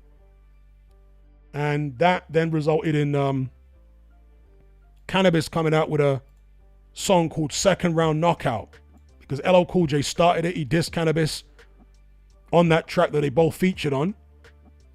And Cannabis struck back with Second Round Knockout. And then LL Cool J, I think, came with Jack the Ripper. Did Cannabis come back with a track called Rip the Jacker? I forget now.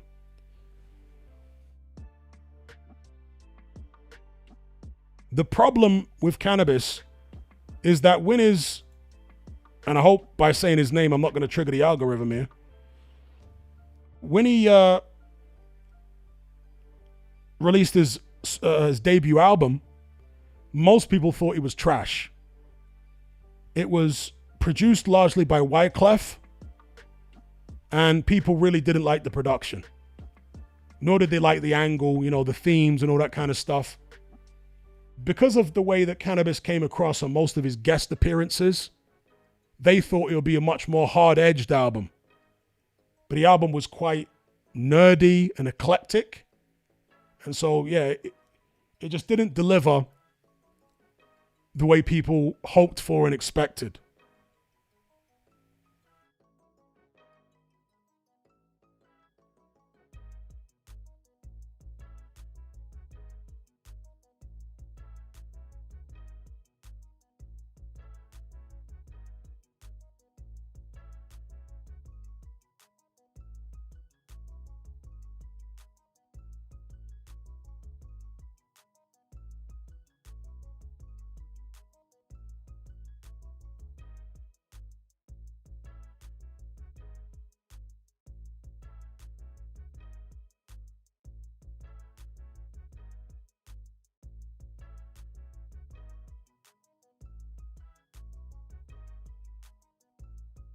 It's only a game says, he sounds like crap. I heard, never listened to him. 50 Cent said seems like anyone could be an MC back then. Well, no, the standard of rapping back then was far higher than today. Don't get it twisted. Yeah, there were occasionally trash rappers, but back then, in order to be one of the elite, you had to be very talented as a rapper. You had to have the flow. You had to have all the metaphors. You had to have the punchlines. Like, the standards were much higher than for MCs. From the likes of, you know, Big Pun, Big L, Biggie himself. New York back then was like the standard bearer, right? Since hip hop started in New York, the standard that they set for lyricism was too high for most MCs in other parts of the country or other parts of the world. So New York was running things back then in terms of keeping the standards of lyricism very high, flows, all that kind of stuff. You obviously had Nas as well, Rakim before them.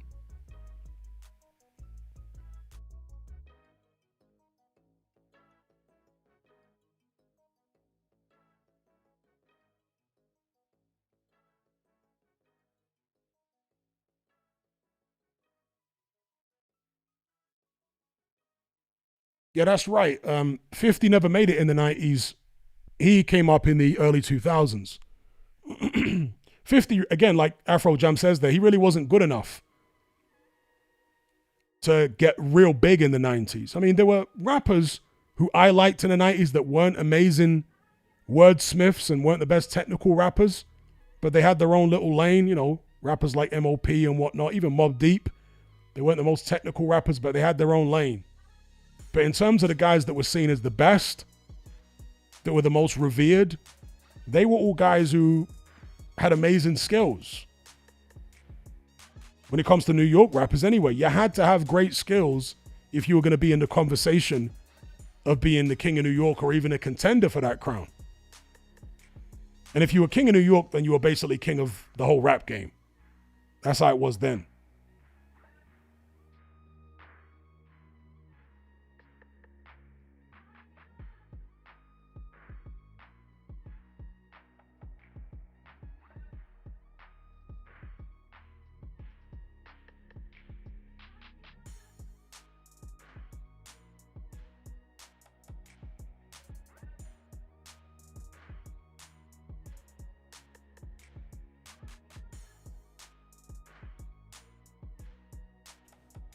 Busy Clergy, how are you, sir? He says, how could this fight ever be made? Well, are you talking about Dave Allen versus Hrgovic? Fights like that are made all the time, you know? Tune-up fights, stay busy fights. Dave Allen has been used as a stay busy opponent for many others. Luis Ortiz, Dylan White, even Makhmudov, really. So it's a stay busy fight for Filip Hrgovic before he apparently, according to Chris Mannix, will face Itauma in early August. So he's just warming up for that. But I did a video about this phenomenon of celebrity journeyman. It's kind of a new thing, actually. The only thing you could compare it to in the 90s would be like Butterbean. If you want to go back to the days of Joe Louis, you might say Two-Ton Tony Galento was maybe a bit of a celebrity journeyman on a much more minor level. But yeah, I guess Butterbean was a bit of a celebrity journeyman. He was promoted by Bob Arum. But it's really in this day and age where the celebrity journeyman is really taken off, at least in the heavyweight division. You got the Dave Allens of the world. You got Derek Chisora, right? People like that. And these guys are just making crazy purses. I mean, Butterbean never made anything close to the purses that your Dave Allen's making. Not even close.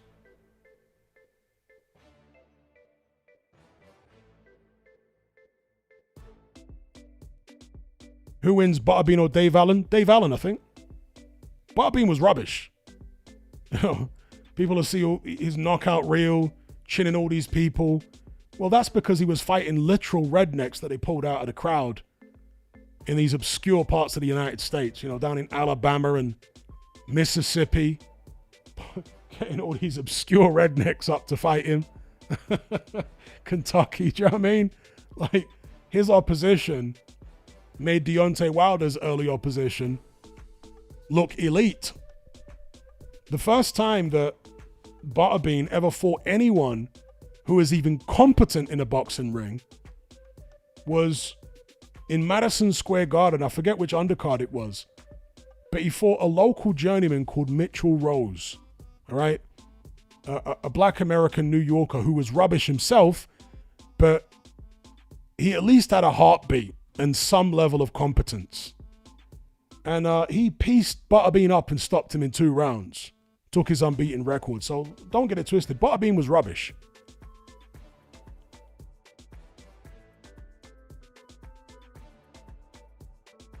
But he was the king of, you know, the obscure rednecks. That's all it was. He was a gimmick fighter, Butterbean. With all due respect, he was a gimmick fighter.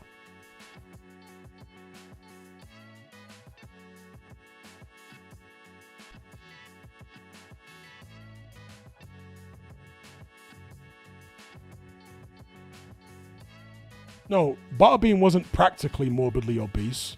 He was literally morbidly obese. Very literally. What was the heaviest Butterbean ever weighed? 400 pounds or something? And he was only like 5'10", 5'11".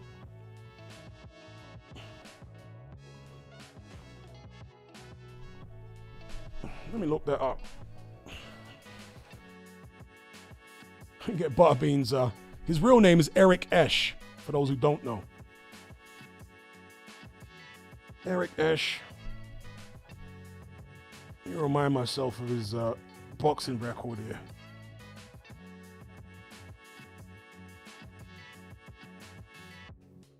Eric Butterbean Esch.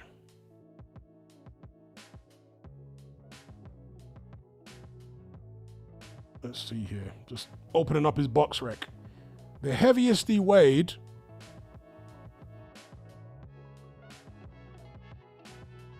What's going on with my mouse here? So for his last fight, he was 426 pounds. That was in 2013. most of his fights, he was way over 300 pounds. Again, this is a man who's 5'11". So he's way over 300 pounds for most of his fights. I mean, this guy makes Jarrell Miller look svelte. Miller's 6'4". Butterbean's 5'11", and he's basically heavier than Miller. So he turned pro, doesn't actually give his weight for his pro debut, but for his second pro fight, he was 313.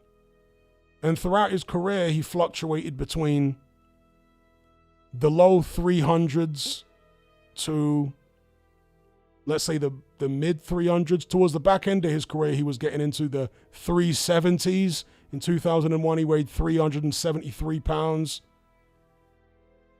For one fight there, he weighed 391. In 2004, for a fight, 385, 384, 417 in 2007, and 426 for his final fight, which was a second round loss by corner retirement to a guy called Kirk Lawton. So yeah, that's Butterbean, 5'11", 426 pounds, his career heaviest in his final fight.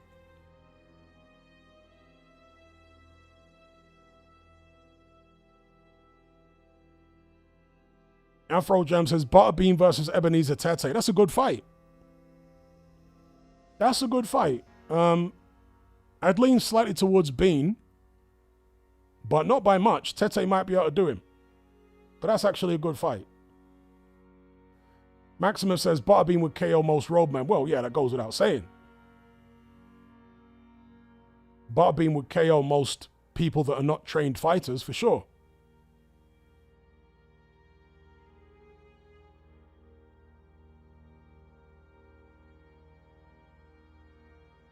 And for those who don't know, the reason that he was called Butterbean is because he used to work in a warehouse, and he was apparently very naturally strong. He used to lift big boxes and heavy stuff in the warehouse. And so his work colleagues wondered whether he could fight, right? Because he's this big, fat, naturally strong guy, lifting heavy stuff, got a big neck and whatnot. And so they challenged him to enter a local tough man competition. Where's Bean from? Is he from Alabama? Yeah, he's from Alabama. Well, he lives in Alabama, but birthplace in Georgia. So he's a redneck, right? Was actually born in the ATL, Atlanta, Georgia. Okay.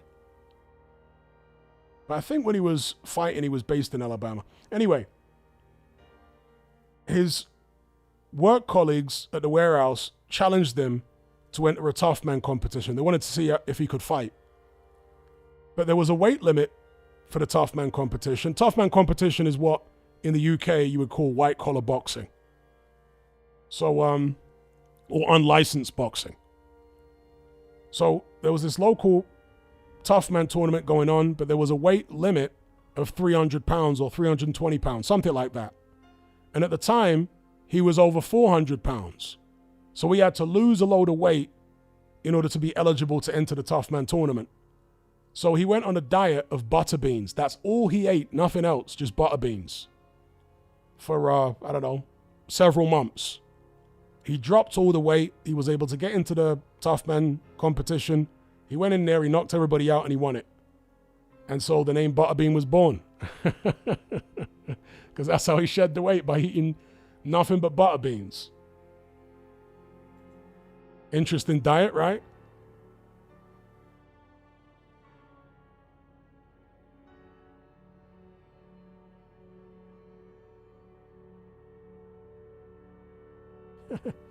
It's only a game, says Don Charles better humble himself. Daniel gets beat, next fight he'll sack Don again.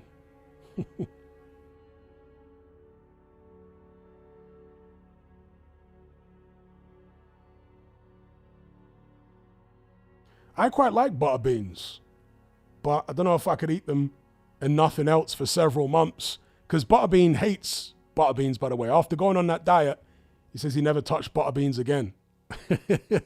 He ate them till he was totally sick of them, just to get the weight off.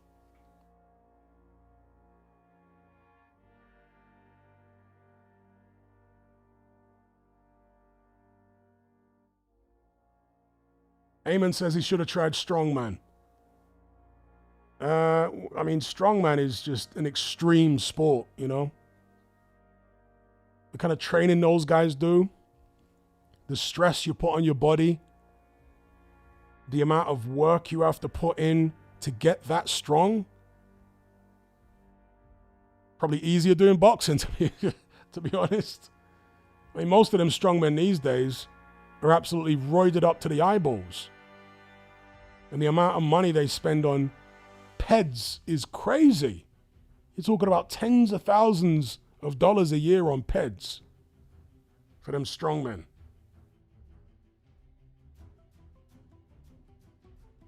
Afro Jam says, in the Caribbean, we love butter beans. Yeah.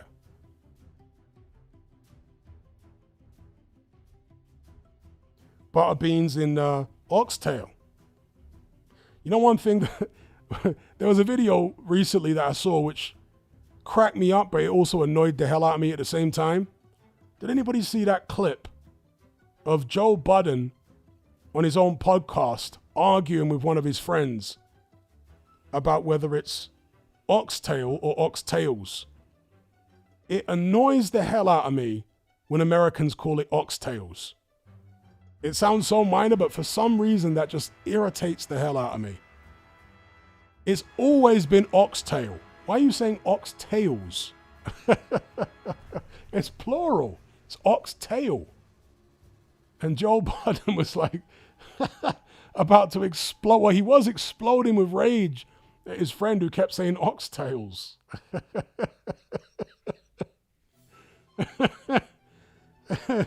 Ask any Caribbean person, it is definitely oxtail, not oxtails.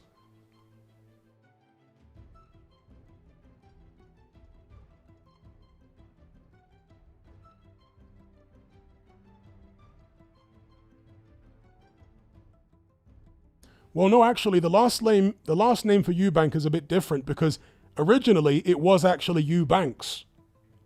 He removed the S. Eubank Sr. removed the S off the name. Yeah, originally he was born Christopher Livingston Eubanks.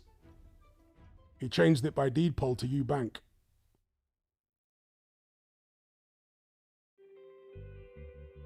Did Butterbean ever try to be a legit boxer? Not really, no. He never tried to fight anyone, but he never got to the level where he could fight anyone good, you know? He was always just a gimmick fighter. He always was calling out Mike Tyson for a 4-rounder. He used to do that, but yeah, there was never any chance of him being a legitimate boxer.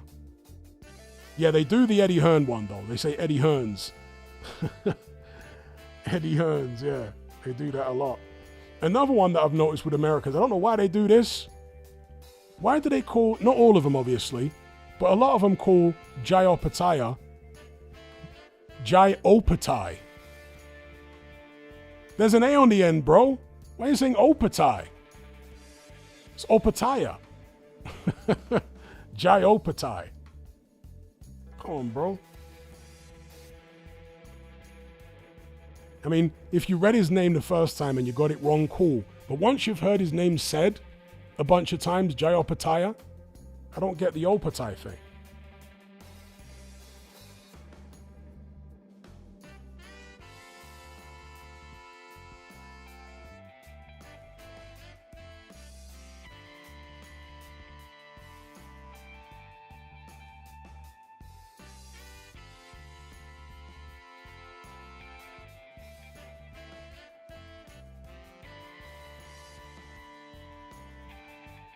But I don't mind the whole thing about math, rather than saying maths.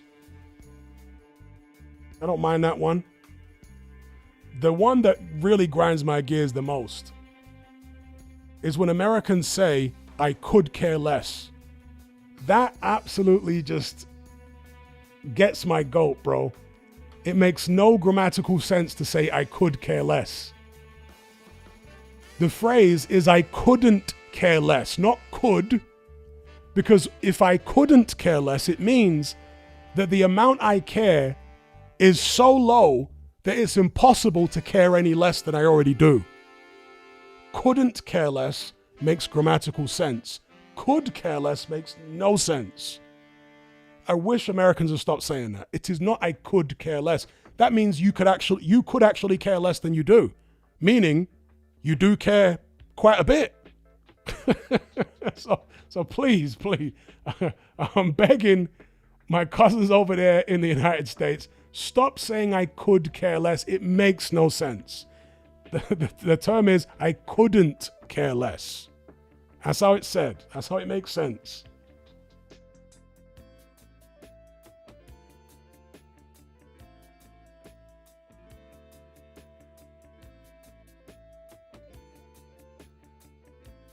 There was an American actually that I saw on social media recently. He's one of these like red pill influencer guys called Marquette Burton. He's actually quite funny. I'm not saying I agree with everything he says, but he can be quite funny when he's roasting people. He'll have people on his lives and he'll be going back and forth with them, roasting them. And he actually was roasting some guy and he pulled the guy up for saying I could care less. Again, Marquette is an American guy. And he said the correct way to say it is I couldn't. And he explained exactly why I explained. It makes no grammatical sense to say I could care less. So there are some Americans who get it. No, I've got no issue with Americans calling things the sidewalk and all that. That's part of the Germanic influence, cultural influence in American English. American English is more literal than British English. So they say sidewalk. I mean, it's literally the side of the road where you walk. It's the German influence in their English. Instead of calling that machine that you use to trim the edges of your lawn a strimmer, they call it a weed whacker. It's very German, right? Because German is a very literal language like that. And American English is similar in that way.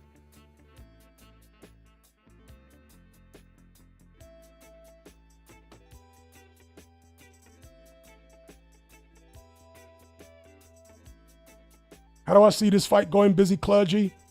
I see Filip Hrgovic winning every round and getting a unanimous decision in an easy fight.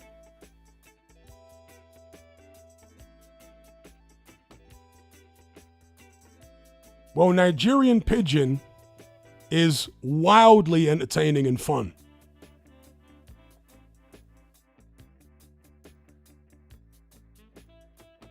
Wildly entertaining.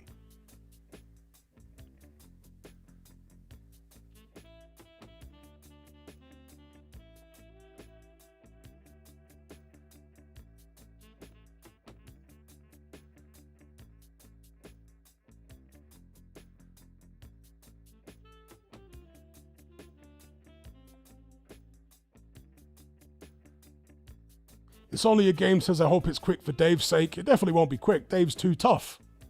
And Hrgovic is not a massive puncher. So the fight's going rounds. Unless there's some injury or something, then that fight's going rounds. Maybe even, I suspect, it will go the distance.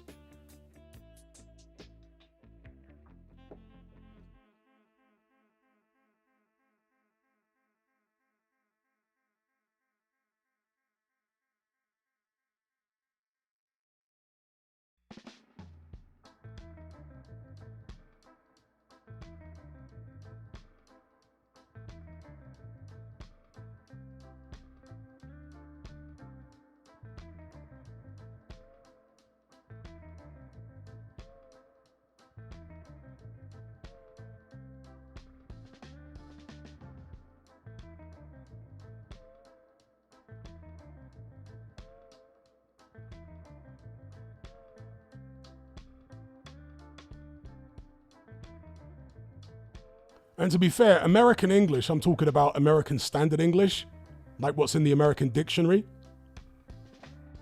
American English is better or more relevant than British English because the spellings are phonetic. Originally, the spellings in British English were phonetic too, but because pronunciations have changed over the centuries, in British English we still use very old spellings but we pronounce the word completely different. Whereas American English, they've updated the spellings to reflect the different pronunciation. So it kind of makes sense, right? The word night, for example, Americans spell it N-I-T-E, the way that we say it. In British English, it's spelled N-I-G-H-T. Doesn't make any sense, but originally, there was a greater Germanic, there were more Germanic sounds in British English, and night, N-I-G-H-T, was pronounced something like nicht.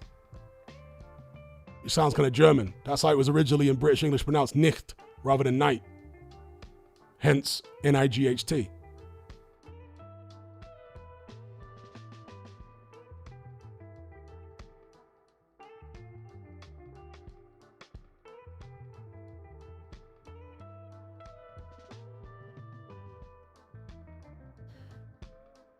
King KO the Great says, UK folks don't pronounce T's and H's. They say water instead of water.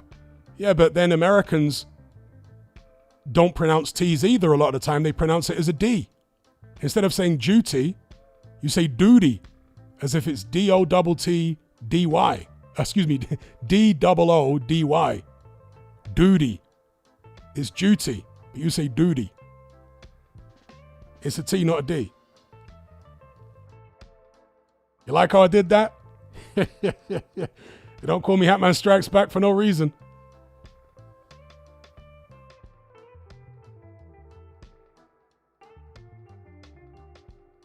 Oh, okay, and Circle says it's actually officially still taught as N-I-G-H-T in the US, but you see night used in some places. Okay, fair enough. And indeed, with water, how many Americans actually pronounce the T in water? Very few.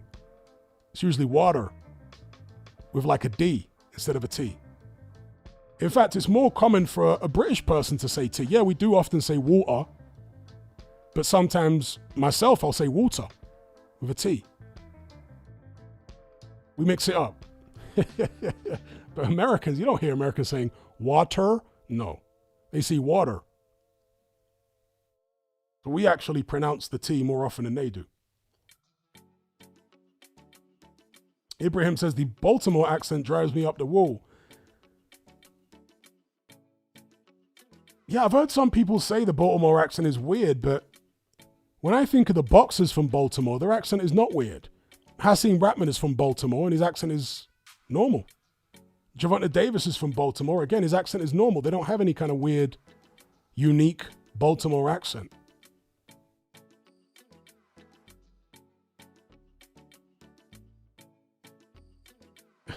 Fernie G says, it always takes me a second when a UK person pronounces aluminium. Yeah, because Americans say aluminum. We say aluminium.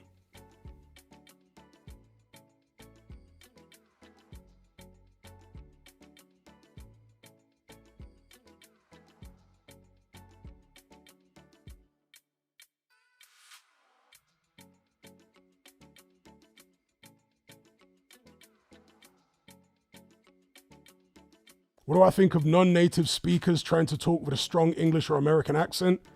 It can be very amusing. Can I explain the history of Jamaican patois since it's a British colony?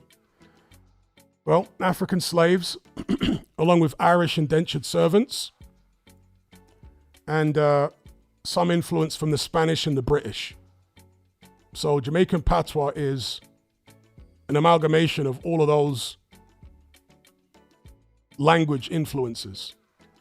From British English, Irish English, and maybe even some from the Irish language, but at least Irish English and pronunciation, certain African words and certain Spanish words. The mixture of all those things, that's how you get Jamaican patois. Because Jamaica was controlled by the Spanish before it was controlled by the British. Hence, you got a place in Jamaica called Spanish Town. Hence, in Jamaican patois, they have certain Spanish words.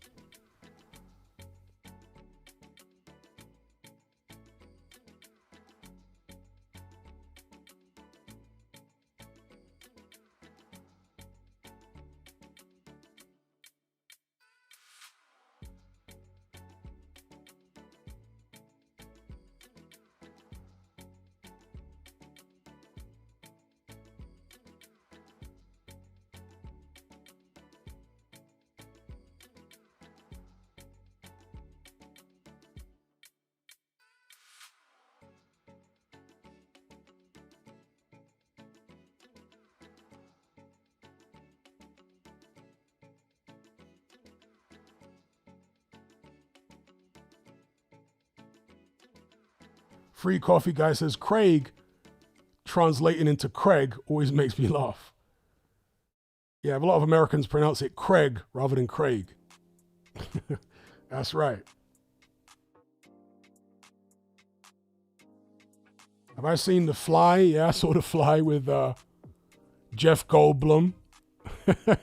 When did the original Fly come out? That must have been the 80s.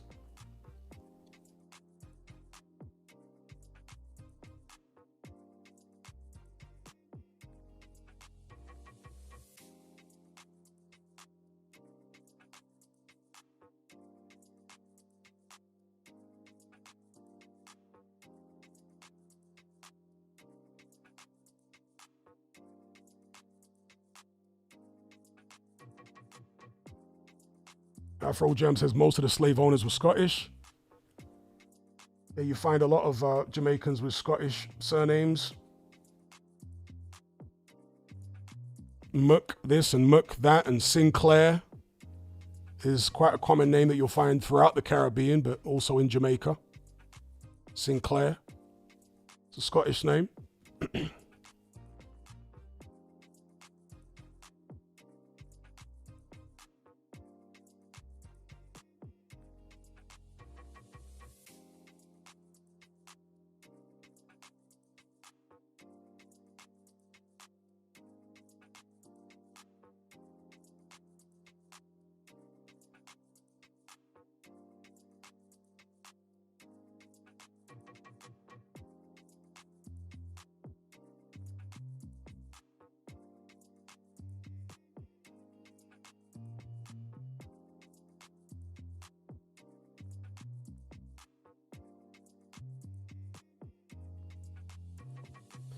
You know what? You might be right there, Matt. It says, I think the Scottish actually pronounced it Craig originally, then the English changed it. I could be wrong, but I'm sure I read it somewhere. That actually makes sense. If you think about saying the word Craig in a Scottish accent, it might sound something like Craig rather than Craig.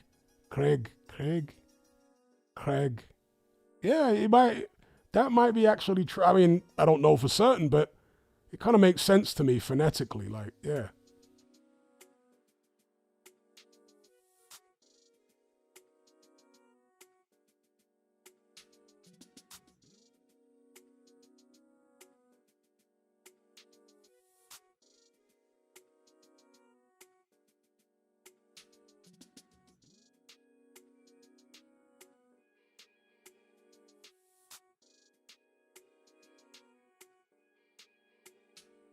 There you go. The box says, I'm Jamaican and I got a Scottish last name. Yeah, very, very common to have Scottish last names in the Caribbean. Very common. But the accent in Jamaica is far more similar to certain Irish accents because of the Irish indentured servants that were also brought to the Caribbean. There were lots of people brought from Ireland to work over there. And so you've got the influence of certain Irish accents on the Jamaican accent. The other Caribbean accents, like Barbados, Bahamas, they really don't sound like Irish at all. Some of them sound far more similar to Welsh, weirdly. You know, they've got kind of almost a Welsh aspect to the accent.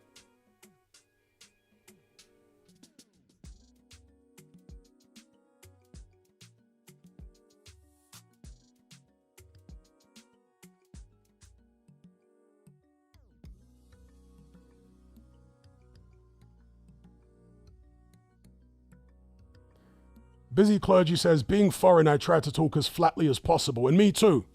You know, one of the things that really annoys me about a lot of these YouTube boxing interview channels is when you have these interviewers that appear to have a very low level of social intelligence. They'll be interviewing a foreign fighter who clearly doesn't speak good English, and they'll be talking at 100 miles an hour in the most thick regional British accent imaginable, using all types of colloquial English, and then expecting the guy to understand, like, what's wrong with you? You're talking to somebody that can barely string a sentence together in English. Slow it down. Stop using all these colloquialisms. How the hell's a guy from Kazakhstan or whatever going to understand all this British slang? Stop it. That frustrates the hell out of me. Seeing some of these interviewers just talking 100 miles an hour in all kind of British slang to a foreign fighter that barely speaks English. It's so stupid, man. To give credit to American interviewers, they don't tend to do that as much. For whatever reason, the American interviewers seem to have a bit more common sense about them when they're talking to a foreigner. Some of these British interviewers, man, on the YouTube channels, dear, oh dear, oh dear.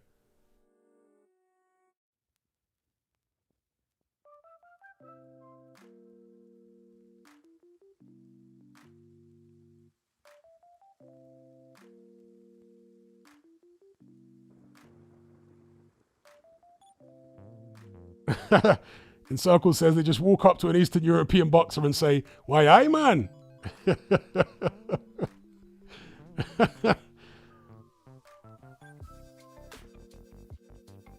So, for example, right, I know that in even American English, they don't use the word rate the way that British people do. Or do you rate him? I don't rate that guy. Americans don't use the word rate like that. A lot of the time they don't understand. So if an American, and they speak English, right? English is their native language for most Americans. If they don't understand when a British person is saying, "Do you rate him?" how the hell is someone from Kazakhstan going to understand it? Like, screw your head on. Unbelievable.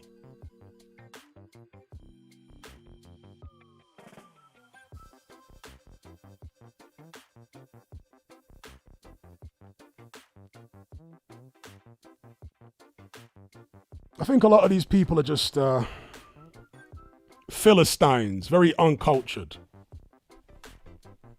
They live in their own little... A lot of these guys are from Essex. No disrespect to the Essex crew, but you know. Essex isn't exactly the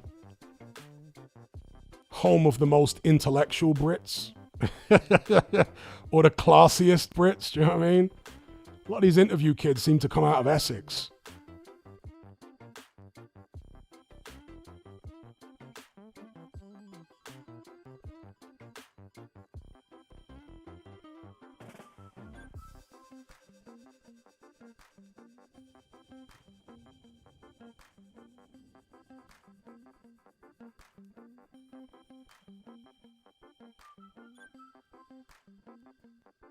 In fact, why are so many of those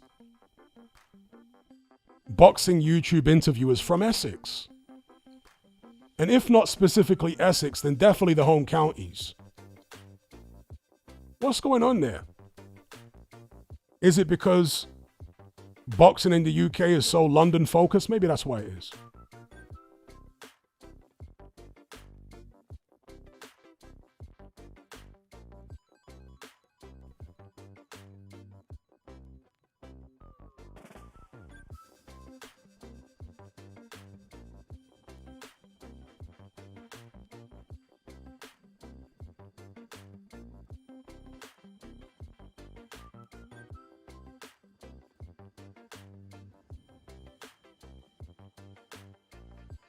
It's only a game says they're dumb in Essex, but it's a very rich part of the country.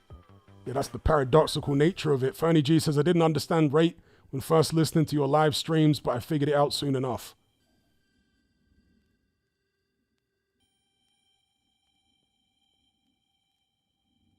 Afro Jam says there's always a southeast bias. Well, yeah, the economy in general in Britain is very southeast biased. Like London is responsible for a disproportionately large amount or large percentage of the UK economy.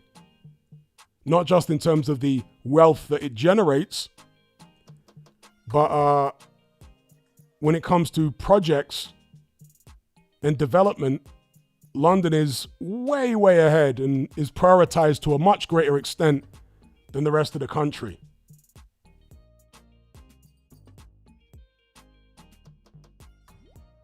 Like when the government wants to do a project in London, it usually gets green lit and happens much faster than projects in other parts of the country, right?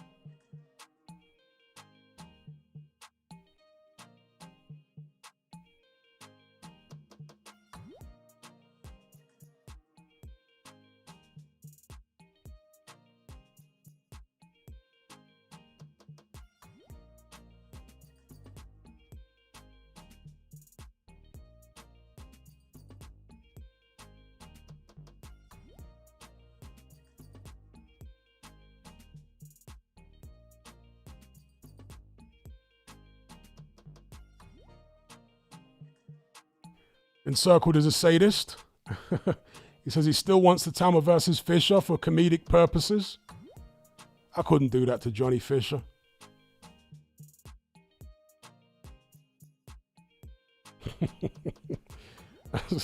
That's sadistic, bro. Couldn't do that to Johnny. Poor Johnny.